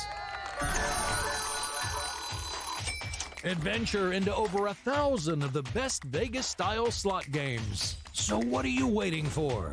Unlock your free welcome offer today. Join the fun where winners play and players win. Two guys that can do it all. Too much electricity this morning. This is a good time. We're having a lot of fun. Did you know sportsbooks tend to draw up tighter bet lines for events that get even more bettors, like championship games or major matchups? My tip, try betting on less popular sports. You might have a better shot at beating those odds. Now, go get lucky. See you in Las Vegas. Let's get lucky. The two guys that can do it all. Too much electricity this morning. This is a good time. We're having a lot of fun. I had to do a triple take. Ka-ching! Why? Because of parity. I didn't mean to offend. Yeah, it's not going to happen. Load management is a dirty word. Let him rip. You know what? Circumstances provide the results. What? How do you do this one? Oh, Donnie, you got such a good show there. A network that is booming. The Early Line, only on SportsGrid. They won the game, and a lot of people, I think, are, prematurely writing them off. Like, I heard a lot of people say they're not even making the playoffs this year. What I give them credit for right now, Scott, I'm not going to pencil them to win the division yet. Let's see how they do. What I give the Red Sox credit for, and this sounds like silly, I give them credit for actually trying this year. Pharrell Coast to Coast, only on SportsGrid. Okay, what tools can you use to measure those things a bit? And that's where you have like force plates and 3D motion and launch monitors, things like that. But that's all just sort of like measuring what's happening. That doesn't necessarily explain why one guy's really good and another guy's not really good. And that's where there's still kind of like this ongoing, how do you like continue to do research to understand that better? And I think that's going to last well past my lifetime. The Smiley Show.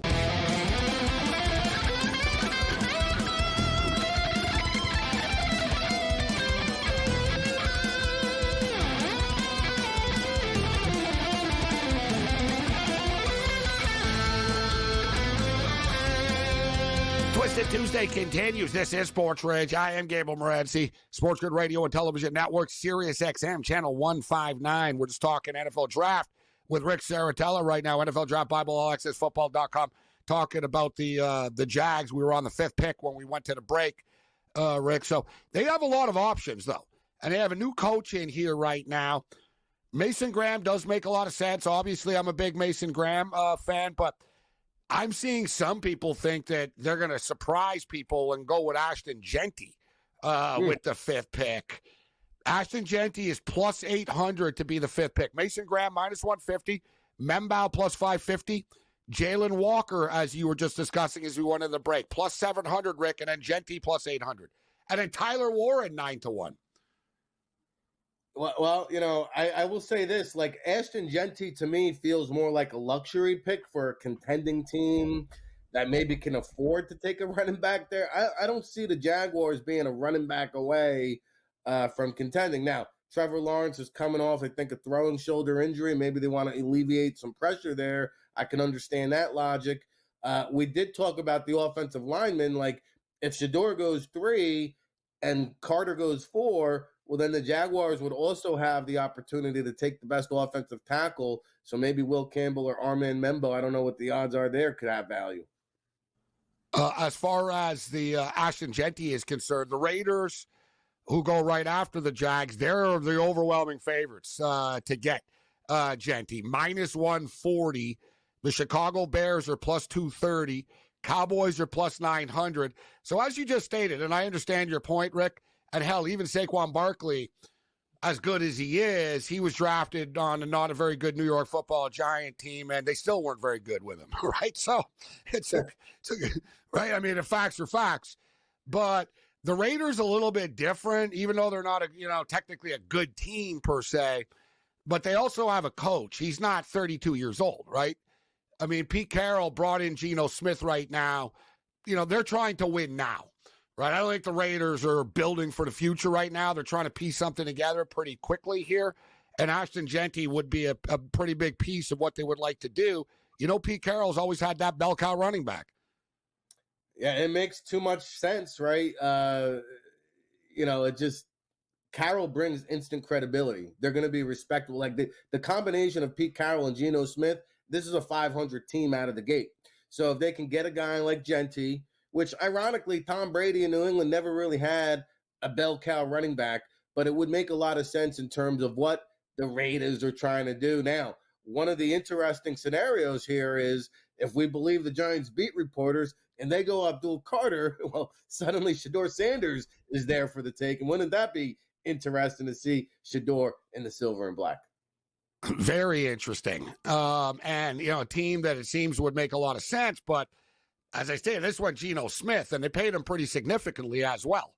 This isn't like a Russell Wilson situation, right, or even a Justin Fields situation, which the Jets are another story. We talked about the Giants, but so just to wrap up with Genty, so the Raiders are minus 140, the Bears are plus 230, Cowboys 9-1, Jags 12-1, Saints 16-1. And I got to tell you, if there's one team that's been connected with everybody in the draft, Rick, it's the Saints, right?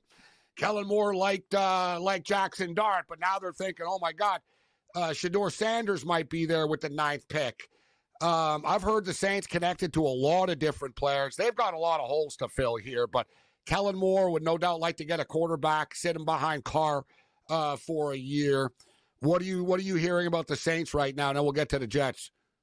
Well, they need everything, Gabe. I mean, when you're a team that needs everything, you're just hoping that the best player available slides down to you. And if Shador Sanders is off the board, I think there's a very good chance they've been sniffing around Jackson Dart. They've been sniffing around Jalen Milroe. I'm going to go out on a limb. I don't know what the over-under is for quarterbacks in the first round. I saw Jalen Milroe get the invite to the draft. I think Dart or Milroe could be in play for the Saints. I think there's going to be 4 quarterbacks in round number uno. We have odds for this right now. Quarterbacks drafted in the first round, over under 2.5. Minus 290 to the over, though. So under is plus 220. I'm sure in time, it'll evolve into 3.5, and there'll be different options. But this is, you asked, this is what I see right now. Look, I pulled the trigger on that future play with Jackson Dart to be in the top 23.5, I believe it was. It went down. Yeah, I'm not sure though now. And it just so I got 23.5, Rick, but it's fallen to 24.5 right now. I don't know how much difference that actually makes, but we were talking about like the Pittsburgh Steelers seem to be a good landing spot for a Jackson Dart. I think the Steelers, whether it's Dart or Milrow, like even if they sign Aaron Rodgers, which I don't know, I think is a 50-50 proposition, who's on that roster? Mason Rudolph? Like they got to do something there. They got to buy last year with the whole Russell Wilson, Justin Fields experiment. They got to create some stability there. I mean, I could see them taking a quarterback. What do you think about the New York Jets? So the Jets have there's a new sheriff in town, and I thought it was interesting, and I agree with what Aaron Glenn said. He said the number one thing that we need to do here is just change the culture, right? Change the culture in the room, change the culture of the football team. This is a football team with a lot of talent already, Rick. So if you're the Jets, what are you looking at in the draft here? Well, how about out of state college, number 44, a guy who wears 44 because of a former New York Jet in the name of John Riggins, Tyler Warren. I think this I don't want that as a Bills fan. I don't want that. This guy, you talk about a competitive nature, a killer on the field. Like this guy, give him the ball. He lines up in line. He lines up in the slot. He lines up out wide. He lines up as a fullback, a quarterback, a wildcat. He was a high school quarterback, by the way. He had touchdowns throwing the ball, running the ball, catching the ball. I mean, this guy, you pair him with Justin Fields and, dare I say, Breece Hall, who might be on the trade block, by the way, and Garrett Wilson, suddenly the Jets' offense is zooming, baby. So team to draft Tyler Warren, and Rick's on top of this because they're the favorites right now, plus 200. Jets plus 200, Colts plus 300, Saints plus 700, Bears plus 10, plus 1,000, 10-1. What this tells me when you look at the odds, because look, dude, the Saints, the Saints are picking 9. The Jets are there at 7. Look at the massive drop off. They're convinced that.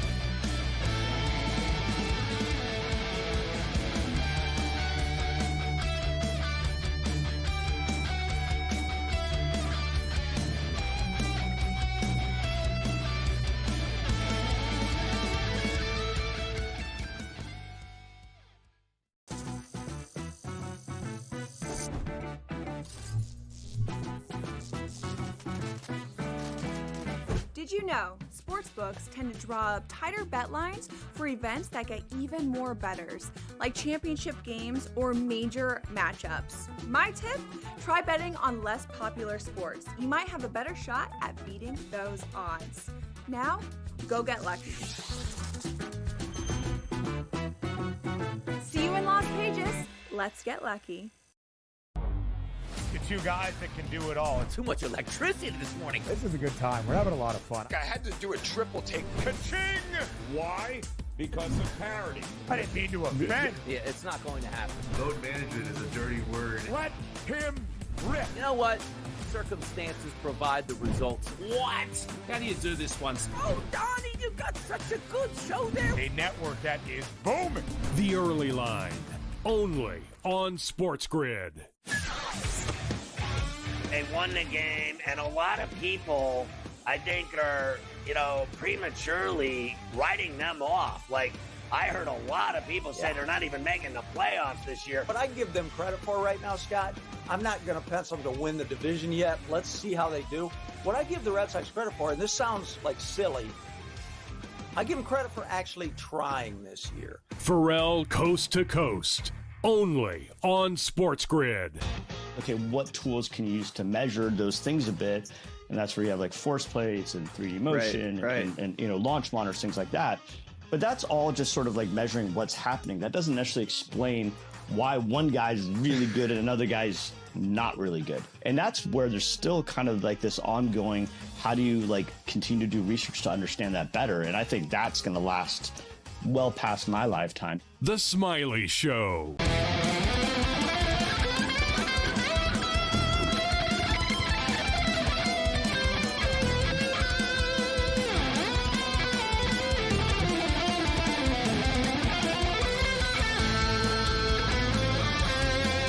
A couple more minutes with Rick Saratella. Man, time just goes by quickly when we're talking football. Listen, we had the NCAA tournament. Baseball is back right now, but now the next couple of weeks, you're going to see the NFL. Everybody else will start talking about the NFL draft, but you've heard it here first all year long. This is there's still a lot of value on the board here, but we got to get it right with the teams. And Jets plus 200 does seem to make a ton of sense for Tyler Warren from Penn State. Rick, a couple other players on the board here right now as far as draft position is concerned. So we talked about Genty. Genty's at 9.5 right now, over under 9.5. Under 9.5 is minus 250. I don't think he's going to last that long. You and I talked a little bit about our boy Colston Loveland. Warren's going to be the first tight end taken. Loveland will be the second tight end taken out of Michigan. It's 19.5, over 19.5 plus 120, under 19.5 minus 150. I think he might creep just over that number, Rick, and it seems to me that it makes a ton of sense that he lands with the Denver Broncos. Seems to be a good fit there for him. Yeah, I could see that. But you know what, Gabe? I'm looking at the Colts, I think, at 14, 13, 14. The Colts are right there, and they could use a tight end too. And Anthony Richardson, who struggles, and I don't care if it's Anthony Richardson or Daniel Jones, quite frankly, they both struggle throwing the ball downfield. Why not get them an underneath security blanket in Colston Loveland, who I continue to say gives me Heath Miller vibes. I love me some Colston Loveland. I'm a big fan as well. Tough kid. Tough kid. All right, Rick. So before we get you out of here, UFL football week 2. We wondered, and we talked about, all right, Birmingham didn't look good in week 1. You expected Magoo to bounce back in week 2, and it was kind of a disastrous start for him. He got hurt on like the first play of the game. Matt Corral came in, and it's a luxury that they have. Matt Corral has saved the day a couple of times for Birmingham, but Birmingham did get the W. They beat the Panthers 21-12. It wasn't pretty for DC, but DC are now 2-0. They come back on the showboat 17-12. Wizen Hunt was back with the showboat. So, a lot of weird stuff going on there. Another wasn't very pretty. I thought the Renegades were going to murder the Roughnecks. They didn't, but they survived. They won 11-9. And then you got the Battlehawks rolling on right now. What did you think about week 2 of the UFL? Well, I think what you're seeing with Birmingham is in the long run, their depth is going to win out, not only at the quarterback position, but if you look at their 2 deep across the board, I mean, this is as deep of a roster as any franchise in the 8-team UFL. I will say it was good to see home games in both St. Louis and DC. St. Louis, I believe, did 30,000. DC had about 16,000. The average attendance was up, so that was good. The TV ratings were a little down, so not so good. But I think what you're seeing, Gabe, is sustainability. The ratings are still there, 700,000, 900,000, floating in that range. It should be sustainable, and I think that's really all you can ask for at this point. And you're going against the Final Four, too, right? There's going to be opportunities where the games will just be on. It'll only be going against baseball. The quality of there wasn't pretty games, but I think the quality's been pretty good. I thought the week 1 quality was pretty good. A little sloppier in week 2. We have a good game on Friday, and it's cool that they have a Friday night game of the week on Fox. Arlington Renegades, 2-0. Our boy Luis Perez getting 3 points against Birmingham. So Birmingham 3-point favorites at home here, Rick. Hard not to like Birmingham here, actually, even though Arlington have looked good this year. Memphis, 3-point favorites over the Houston Roughnecks. The Brahmas have been struggling, plus 4.5 against the Michigan Panthers. And the DC Defenders go on the road getting 5.5 against the Battlehawks. That'll be a fun game. Yeah, and I think that Birmingham matchup's going to be one of these games that actually go over. We haven't had a lot of games that go over. I think you'll see points on the board. And how about Louis Perez, one of the top-selling books right now, New York Times bestseller, King of the Spring, baby. Yeah, that's pretty cool. We had him on at the Super Bowl. We're going to get him on again. I just wanted to let the season get rolling here, but nice to see him get his due. So, Rick, 2 weeks from the National Football League draft right now, and still some uncertainty. We'll catch up next week and we'll break it down. We'll see what where the odds have moved, and we'll have more props posted from the sports book as well. We got one here on the way out, Rick. Over/under safeties, 1.5 in the first round. Over is minus 400. Is it a lock there's going to be 2 safeties in the first round this year? Well, to me, Malachi Starks out of Georgia is my number 1 safety, and then Nick Amenwari out of South Carolina, I think sneaks in there due to the measurables. If you remember in Indianapolis, he jumped through the Lucas Oil State.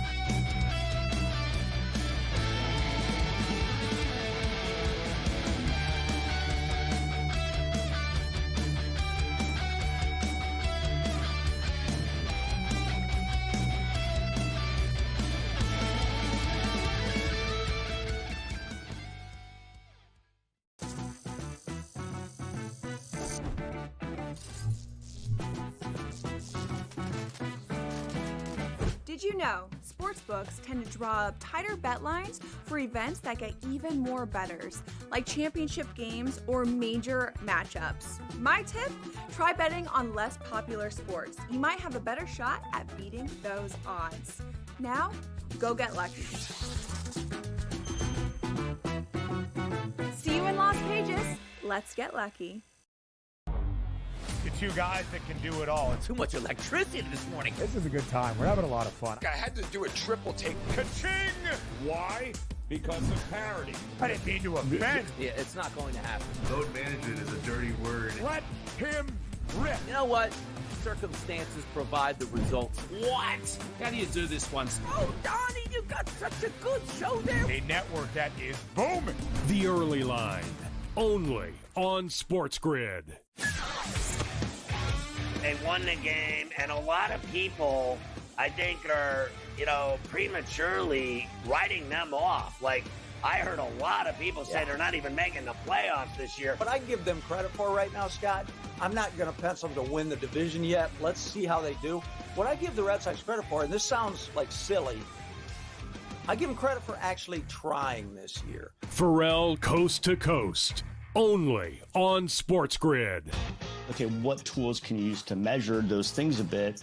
And that's where you have like force plates and 3D motion and launch monitors, things like that.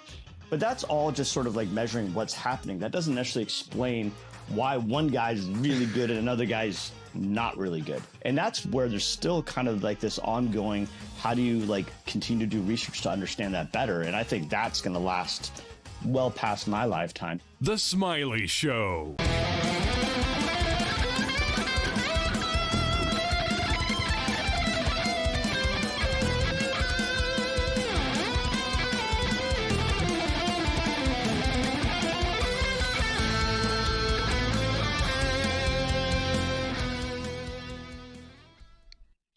Thanks to Rick Saratella for joining us. Great stuff talking about the NFL draft. Hard to believe we're just 2 weeks away right now. I guess 16 days technically, but it's 2 Thursdays from now, so we're 2 weeks away. Great time of the year, NFL draft, NBA playoffs. Of course, Malone is out in Denver. A lot of people shocked by that blockbuster news, and there was big news in Montreal today. The Montreal Canadiens have been on a roll over the last couple of weeks. They're ending the season strong. Lane Hudson's been unbelievable as a rookie defenseman for them, but now it's just it's just one piece of good news after another in Montreal. Yvonne, they get their guy a hell of a lot, Demidov, a hell of a lot sooner than they thought they were going to get. Let's bring in Mo Khan right now, and they win tonight, Mo, after trailing most of the game. They end up winning 4-1 against Detroit. So they sign Demidov. Then you have to wonder, okay, number one, they're hot. Number two, there's a big difference between playing the KHL and just joining a team, especially a team that's going into the playoffs right now. But from what I understand, they're going to see if he can handle it. What are you hearing? Is he going to play? How long is he going to be before he's going to be in the lineup? What line will it be on? I'm hearing they're going to give him like a top 6 opportunity. What are you hearing? What's the future going to hold for him? The near future, like next week future, I mean. Well, first off, Gabe, they were in shock. I think Habs media and Habs Nation was in shock. They didn't think Demidov was going to come over this year. They thought we never heard this. Yeah, there was no buzz about it even. It was just sudden. None, right? And so now here he is, and the excitement went through the roof, right? The octaves has gone louder that they are super stoked to have him now in the lineup. It's going to be a top 6 line pairing here, depending he goes on line 2 probably to help out that whole second line. Because right now, they're a one-line team, guys. That's what they are right now going towards the playoff. And who knows what Demidov's going to do in the playoffs, right? Because he'll get a couple of games before the end of the year is complete. And then by then, we'll see what Martin St. Louis and the staff sees in him. Because is he ready to play at that level? Because remember, 14 years ago or 15 years ago, PK Subban was in the same bracket as Demidov. He came in late in the year, and they threw him to the lines. And he held serve against Ovechkin, held serve against Crosby and Malkin, and did fairly well, right? But this is a different animal because Demidov has a lot of hype coming in. And, he could have been easily a top 2 pick, ends up falling to the Canes at number 5 last summer. And by the grace of the good hockey gods out there, there is a belief that this franchise is on the cusp of now becoming not an elite team yet, but in that conversation towards that status, whether it's going to be 2, 3, if not 4 years from now, guys. I think you could thank the hockey gods, but it's really Putin. He controls everything that goes on. No, it's true, though. He controls everything that goes on in that country, and he loves hockey. Like, he does. Like, you know what I mean? Like, when he met with Trump recently, or when they spoke, whatever, they had their virtual call or whatnot, you have all these serious issues going on in the world, and Putin's big thing was he wanted to get Russia to play the USA in hockey, right? Like, he's looking to get back into the international community. He wants to get the Russian hockey program back into these international competitions, and I think that's why he did this, Mo. Like, what's their motive for this? Like you said, like, they've been very aggressive, and that's why he fell in the draft. I mean, people thought, I remember when they made the deal, I was like, when they did the draft pick, I was like, you know what? It's a good pick. The Canadians have nothing to lose. He could be a star in like 2028 or something like that. Right? Yeah. Like teams thought, you might get him in 2027 or something, but you're not getting him anytime soon. And then boom, you get him like that. You have to wonder how it happened behind the scenes. But I imagine the Canadians, they're going to be pretty secretive about it. They seem to have a pretty good relationship, obviously, with the Russians. So big stuff here, Mo. But I do agree. I would say this. I wouldn't tell people, oh, yeah, he's going to play on the top 6 and stuff like that. I would say, listen, let's let him get on the ice and practice, like, first. I would, like, don't set the expectations so high. And then, as you stated, you don't know what's going to happen. I mean, if he's a big defensive liability or something like that in a playoff game, he's going to find himself in the press box. Right, so I would sort of temper expectations as good as this kid is. But last thing I'll say, the NHL does seem to be the one league, guys. It seems crazy, right? Like, would Clayton be thrown on an NBA playoff team right now? They'd be like, no, man, this kid ain't ready, right? Or even like Cooper Flagg, they'd be like, oh, man, he's a star, but now we're not putting him on the Boston Celtics right now. We're going to the playoffs. Like, slow down with this. You see in hockey, guys, Makar have come in. You see a lot of Ryan Leonard. Ryan Leonard just came right from the NCAA tournament last week. Just scored a goal for the Washington Capitals. You know what, so Dave? It's not crazy, Mo and Cam. You've seen this before. Hockey teams seem to be willing to say, you know what? We got room for a star kid going into the playoffs, and if it doesn't work, we'll just put him in the press box. Great call with Makar, and that's the whole thing. All these NCAA players that were great and drafted by these teams in the Leafs, I'll use a lesser extent, nice. He came up out of nowhere and played a vital role in the playoffs. He was better than Matthews and these other guys when they called him up. So I'm going to say, Gabe, you're right.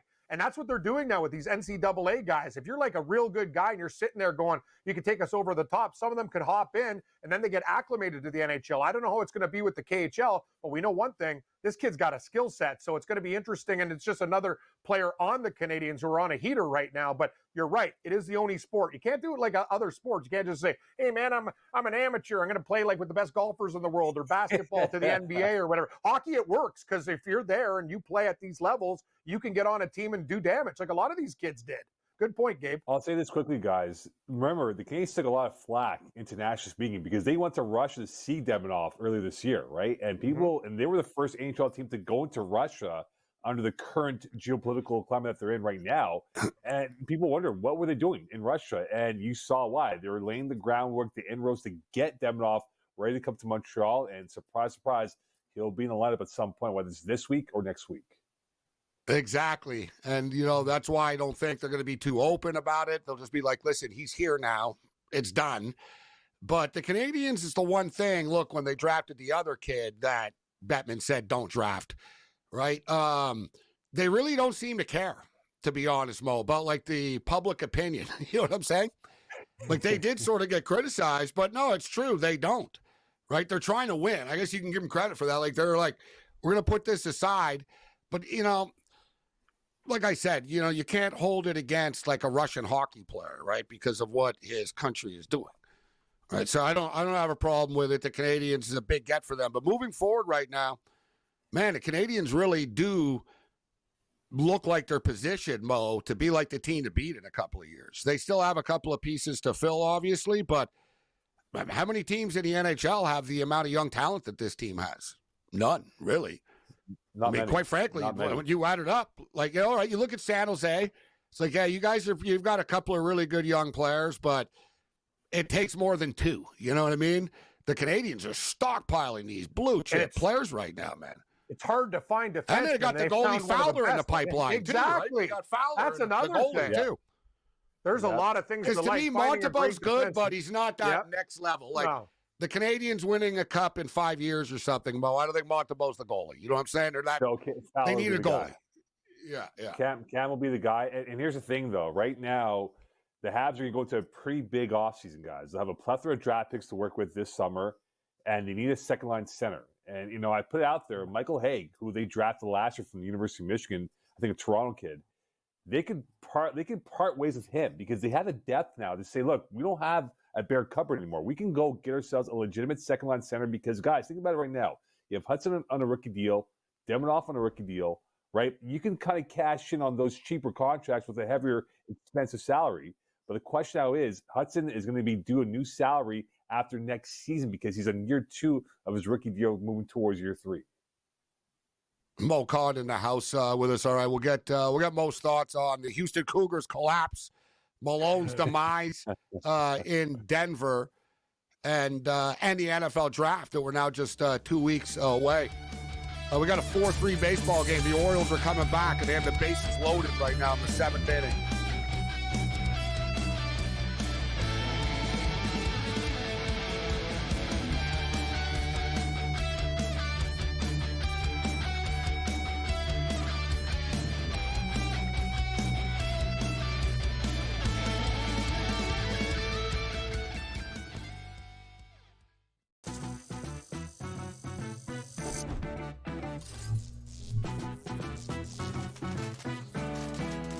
Did you know sportsbooks tend to draw up tighter bet lines for events that get even more bettors, like championship games or major matchups? My tip? Try betting on less popular sports. You might have a better shot at beating those odds. Now, go get lucky.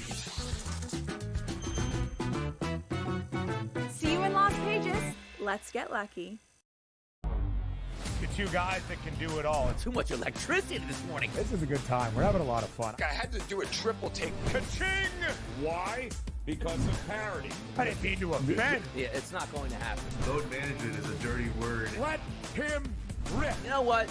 Circumstances provide the results. What? How do you do this one? Oh, Donnie, you got such a good show there. A network that is booming. The Early Line, only on SportsGrid. They won the game, and a lot of people, I think, are, prematurely writing them off. Like, I heard a lot of people say they're not even making the playoffs this year. What I give them credit for right now, Scott, I'm not going to pencil them to win the division yet. Let's see how they do. What I give the Red Sox credit for, and this sounds like silly, I give them credit for actually trying this year. Pharrell Coast to Coast, only on SportsGrid. Okay, what tools can you use to measure those things a bit? And that's where you have like force plates and 3D motion and launch monitors, things like that. But that's all just sort of like measuring what's happening. That doesn't necessarily explain why one guy's really good and another guy's not really good. And that's where there's still kind of like this ongoing, how do you like continue to do research to understand that better? And I think that's going to last well past my lifetime. The Smiley Show.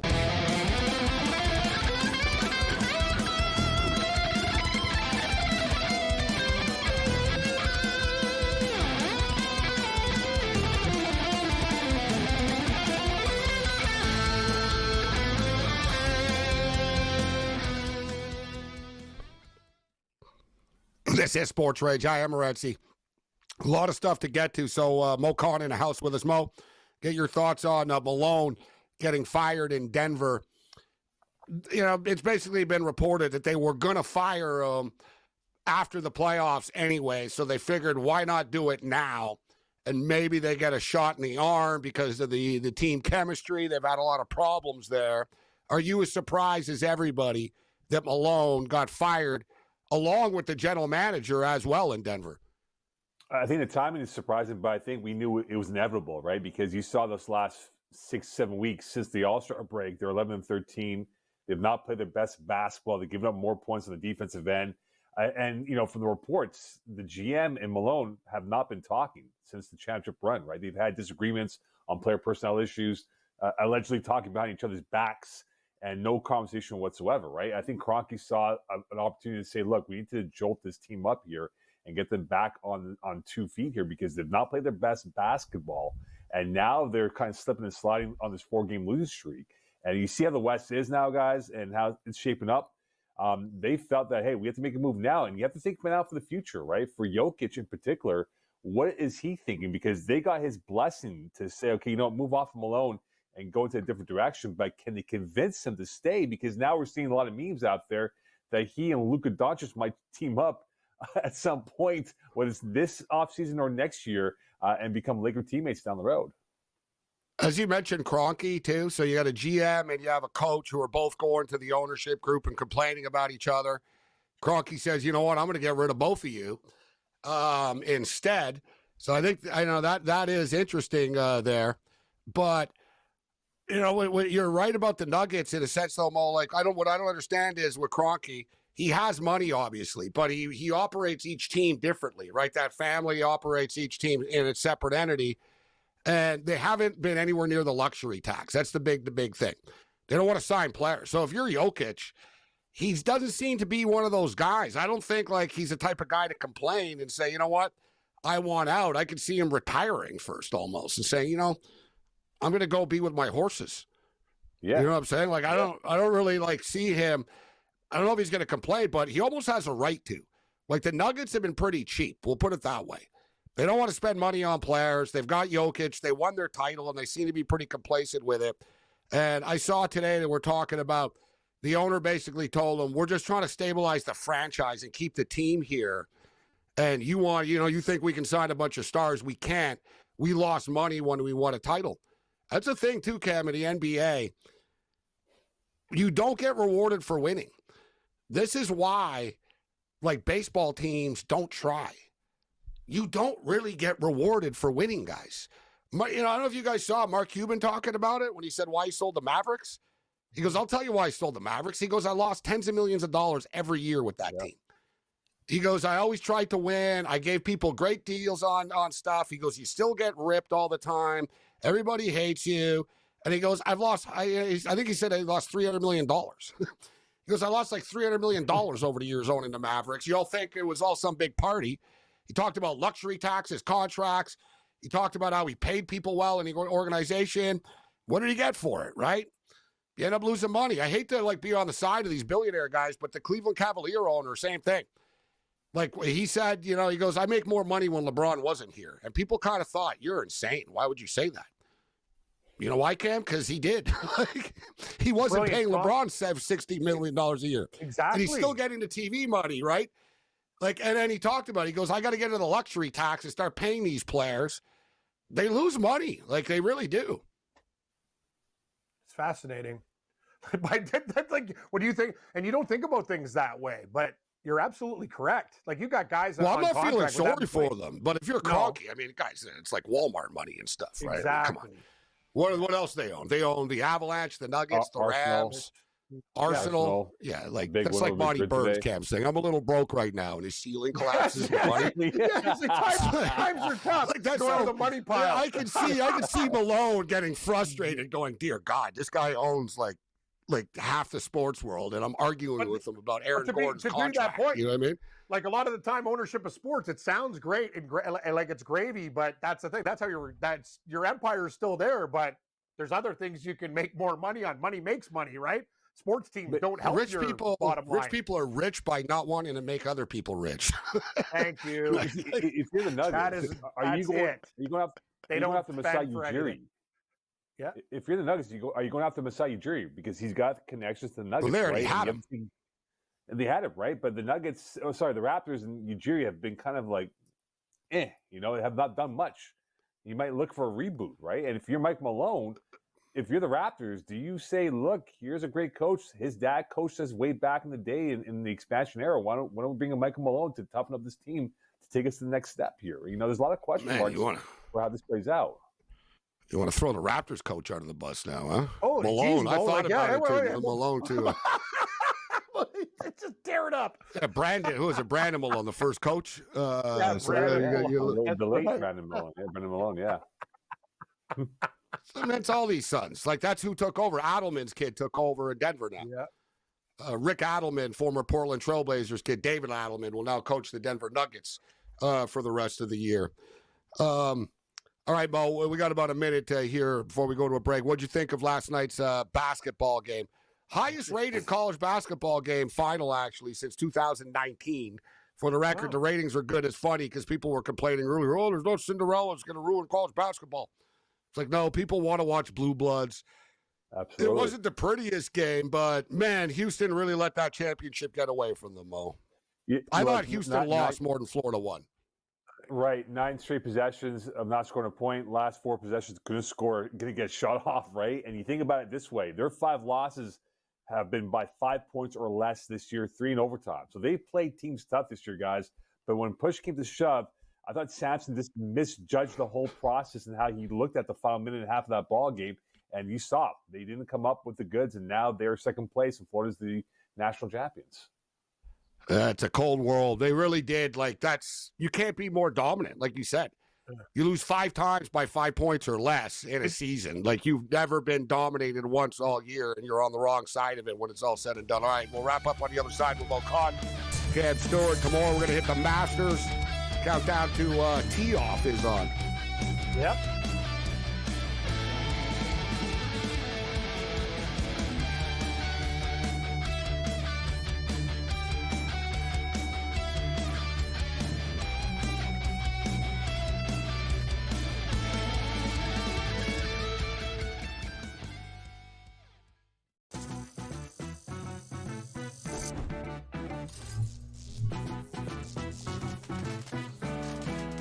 Did you know sportsbooks tend to draw up tighter bet lines for events that get even more bettors, like championship games or major matchups? My tip?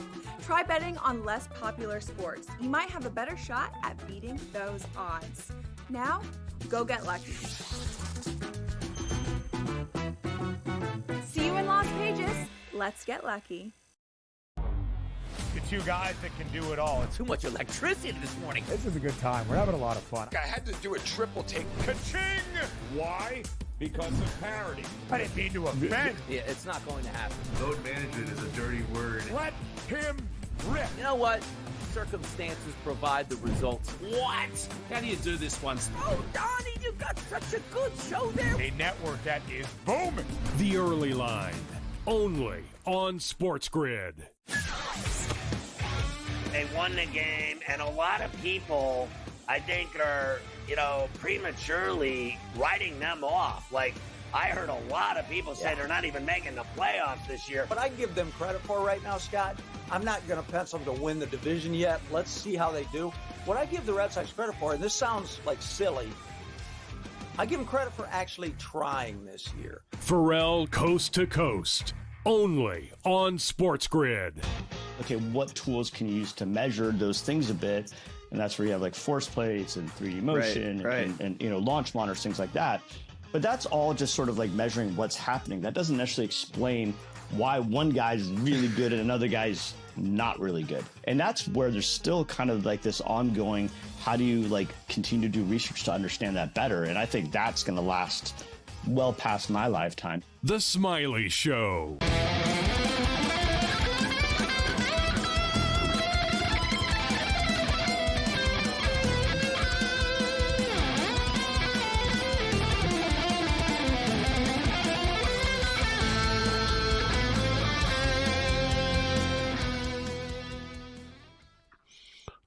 Just talking about the Denver Nugget coaching situation. And listen, Malone's going to be a hot commodity. He's a well-respected coach. He's won a championship. He's going to get hired again. And Memphis just fired their coach. Mo brought up Toronto, which isn't crazy, but I think they like their coach. But as far as Malone is concerned, I can just imagine, like, Malone with Ja Morant is not something that would work. Like, you know what I mean? Like, you need, like, Malone's like the bad cop.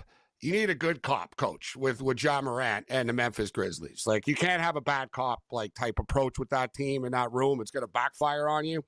It would backfire on Malone there, but he's definitely going to be a hot commodity. All right, Mo, we were going over the draft here. Are you buying that Travis Hunter is now a lock to go to Cleveland like everybody believes with the second pick?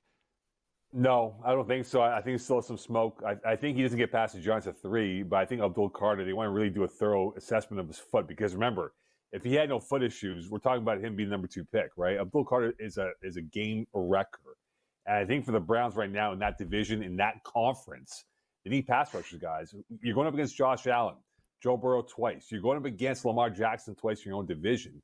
You need pass rushers. And, Abdul Carter can definitely change the Browns' dynamics right now. And if they want to get a quarterback, you can go get Kirk Cousins afterwards. So I think a lot of smoke screen right now, guys, and how this is going to play out in the first 4 or 5 picks. Even Ashton Genty, I have a feeling the Patriots might look at him and throw a real curveball in this whole draft process because Mike Vrabel loves running backs and wants to run and ground and pound for victories for the Patriots moving forward here. Oh, bold Ashton Genty. I like where you're going with that. Think about it. Derrick Henry was the guy, right? In Tennessee, I kind of agree as far as Cleveland is concerned. Just because everybody says this, and listen, the odds makers don't know anything, so the sports books don't have any advantage over anybody here, but it doesn't really make sense. But Cleveland does a lot of things that doesn't make sense. But what do you think then, Mo, about the 3rd pick? Shedeur Sanders to the New York Giants. I was talking with Rick Saratella about this earlier. Me and him both think that the Giants are bluffing people by not talking about Shedeur at all when we all know they actually do love him. They've loved him for the last 2 years. So I don't see why suddenly the love affair would stop. You got Russell Wilson on a 1-year deal at $10 million. Jameis Winston's making $4 million, bro. They got punter money at the quarterback position. You know what I mean? So it's not like they're oh, we're spending any money here. We're not spending any money on a quarterback position. I'm believing that they won't let Shedeur Sanders get past them at 3. What do you think the Giants do at 3 then? Well, it's fascinating because Dable and Shane have to save their job, right? Is Shedeur Sanders the guy that can save the job, or do they need the impact player? Because if Abdul Carter's there and Sanders is there, who are you taking? You already invested a lot in the pass rushing line with Thibodeau, Burns, and Dexter Lawrence as well. Do you need a 4th pass rusher? And I think right now for Shedeur Sanders, it's that smoke screen that we're going to play this game, guys, for the next 2 weeks or so. Whether he goes to the Giants, whether he goes to the Saints, Pittsburgh, who knows what's going to happen in that range right now. But for Joe Shane and Brian Dable, do they believe Shedeur Sanders is the guy that can save their jobs? Because if they go other way, this might be a one and done for these guys, and they might go for new jobs next spring. I don't buy that though. If they were going to get fired, they already would have been fired. They could not have embarrassed themselves more. It's pretty clear they don't want to fire them. Yeah, but the Giants otherwise they would have fired out again, though. They've done the 2-and-out thing for the last 3 coaches. They don't want to do that again, right? And become a joke of, hey, it's an unstable organization when it comes to coaching. What more could Joe? What more could Joe Shane do to worthy of getting fired besides telling the owner nobody wants Saquon Barkley and don't worry, the Philadelphia Eagles don't want him. What more could he do, Cam? You know what I mean? I can't believe these guys are employed. It's a clown show. They pay Daniel Jones instead of Saquon Barkley. So that's what I'm saying, Cam. I don't think their job's in jeopardy. I don't think they can get fired. I think they're pretty safe. Even though they're kind of incompetent. Yeah. It's just they know where the bodies are buried because those guys can't get it right, and they still have just work. For the record. It's nuts. Ashton Genty to the Patriots, 4th overall, is 20-1, Mo. That's a bold pick. Ooh, Mo. Big time. I'm thinking, you know what? The Jags could take him too. The Jags could take Ashton Genty with the 5th pick. I think the Raiders would take him if he falls to 6. But he could. I don't think he's going to go 4th to the Patriots. I wouldn't be surprised if the Patriots went offensive line to protect Drake May. And then the Jags, I don't know. The Jags have a new coach, right? So I don't know what his approach is going to be. Mel Kiper's convinced it's going to be Mason Graham with the 5th overall pick. Michigan Wolverine. And for the record, Mason Graham's prop is over under 5.5. We'll have a lot of NFL props over the next week. Other than that, you're on your own later.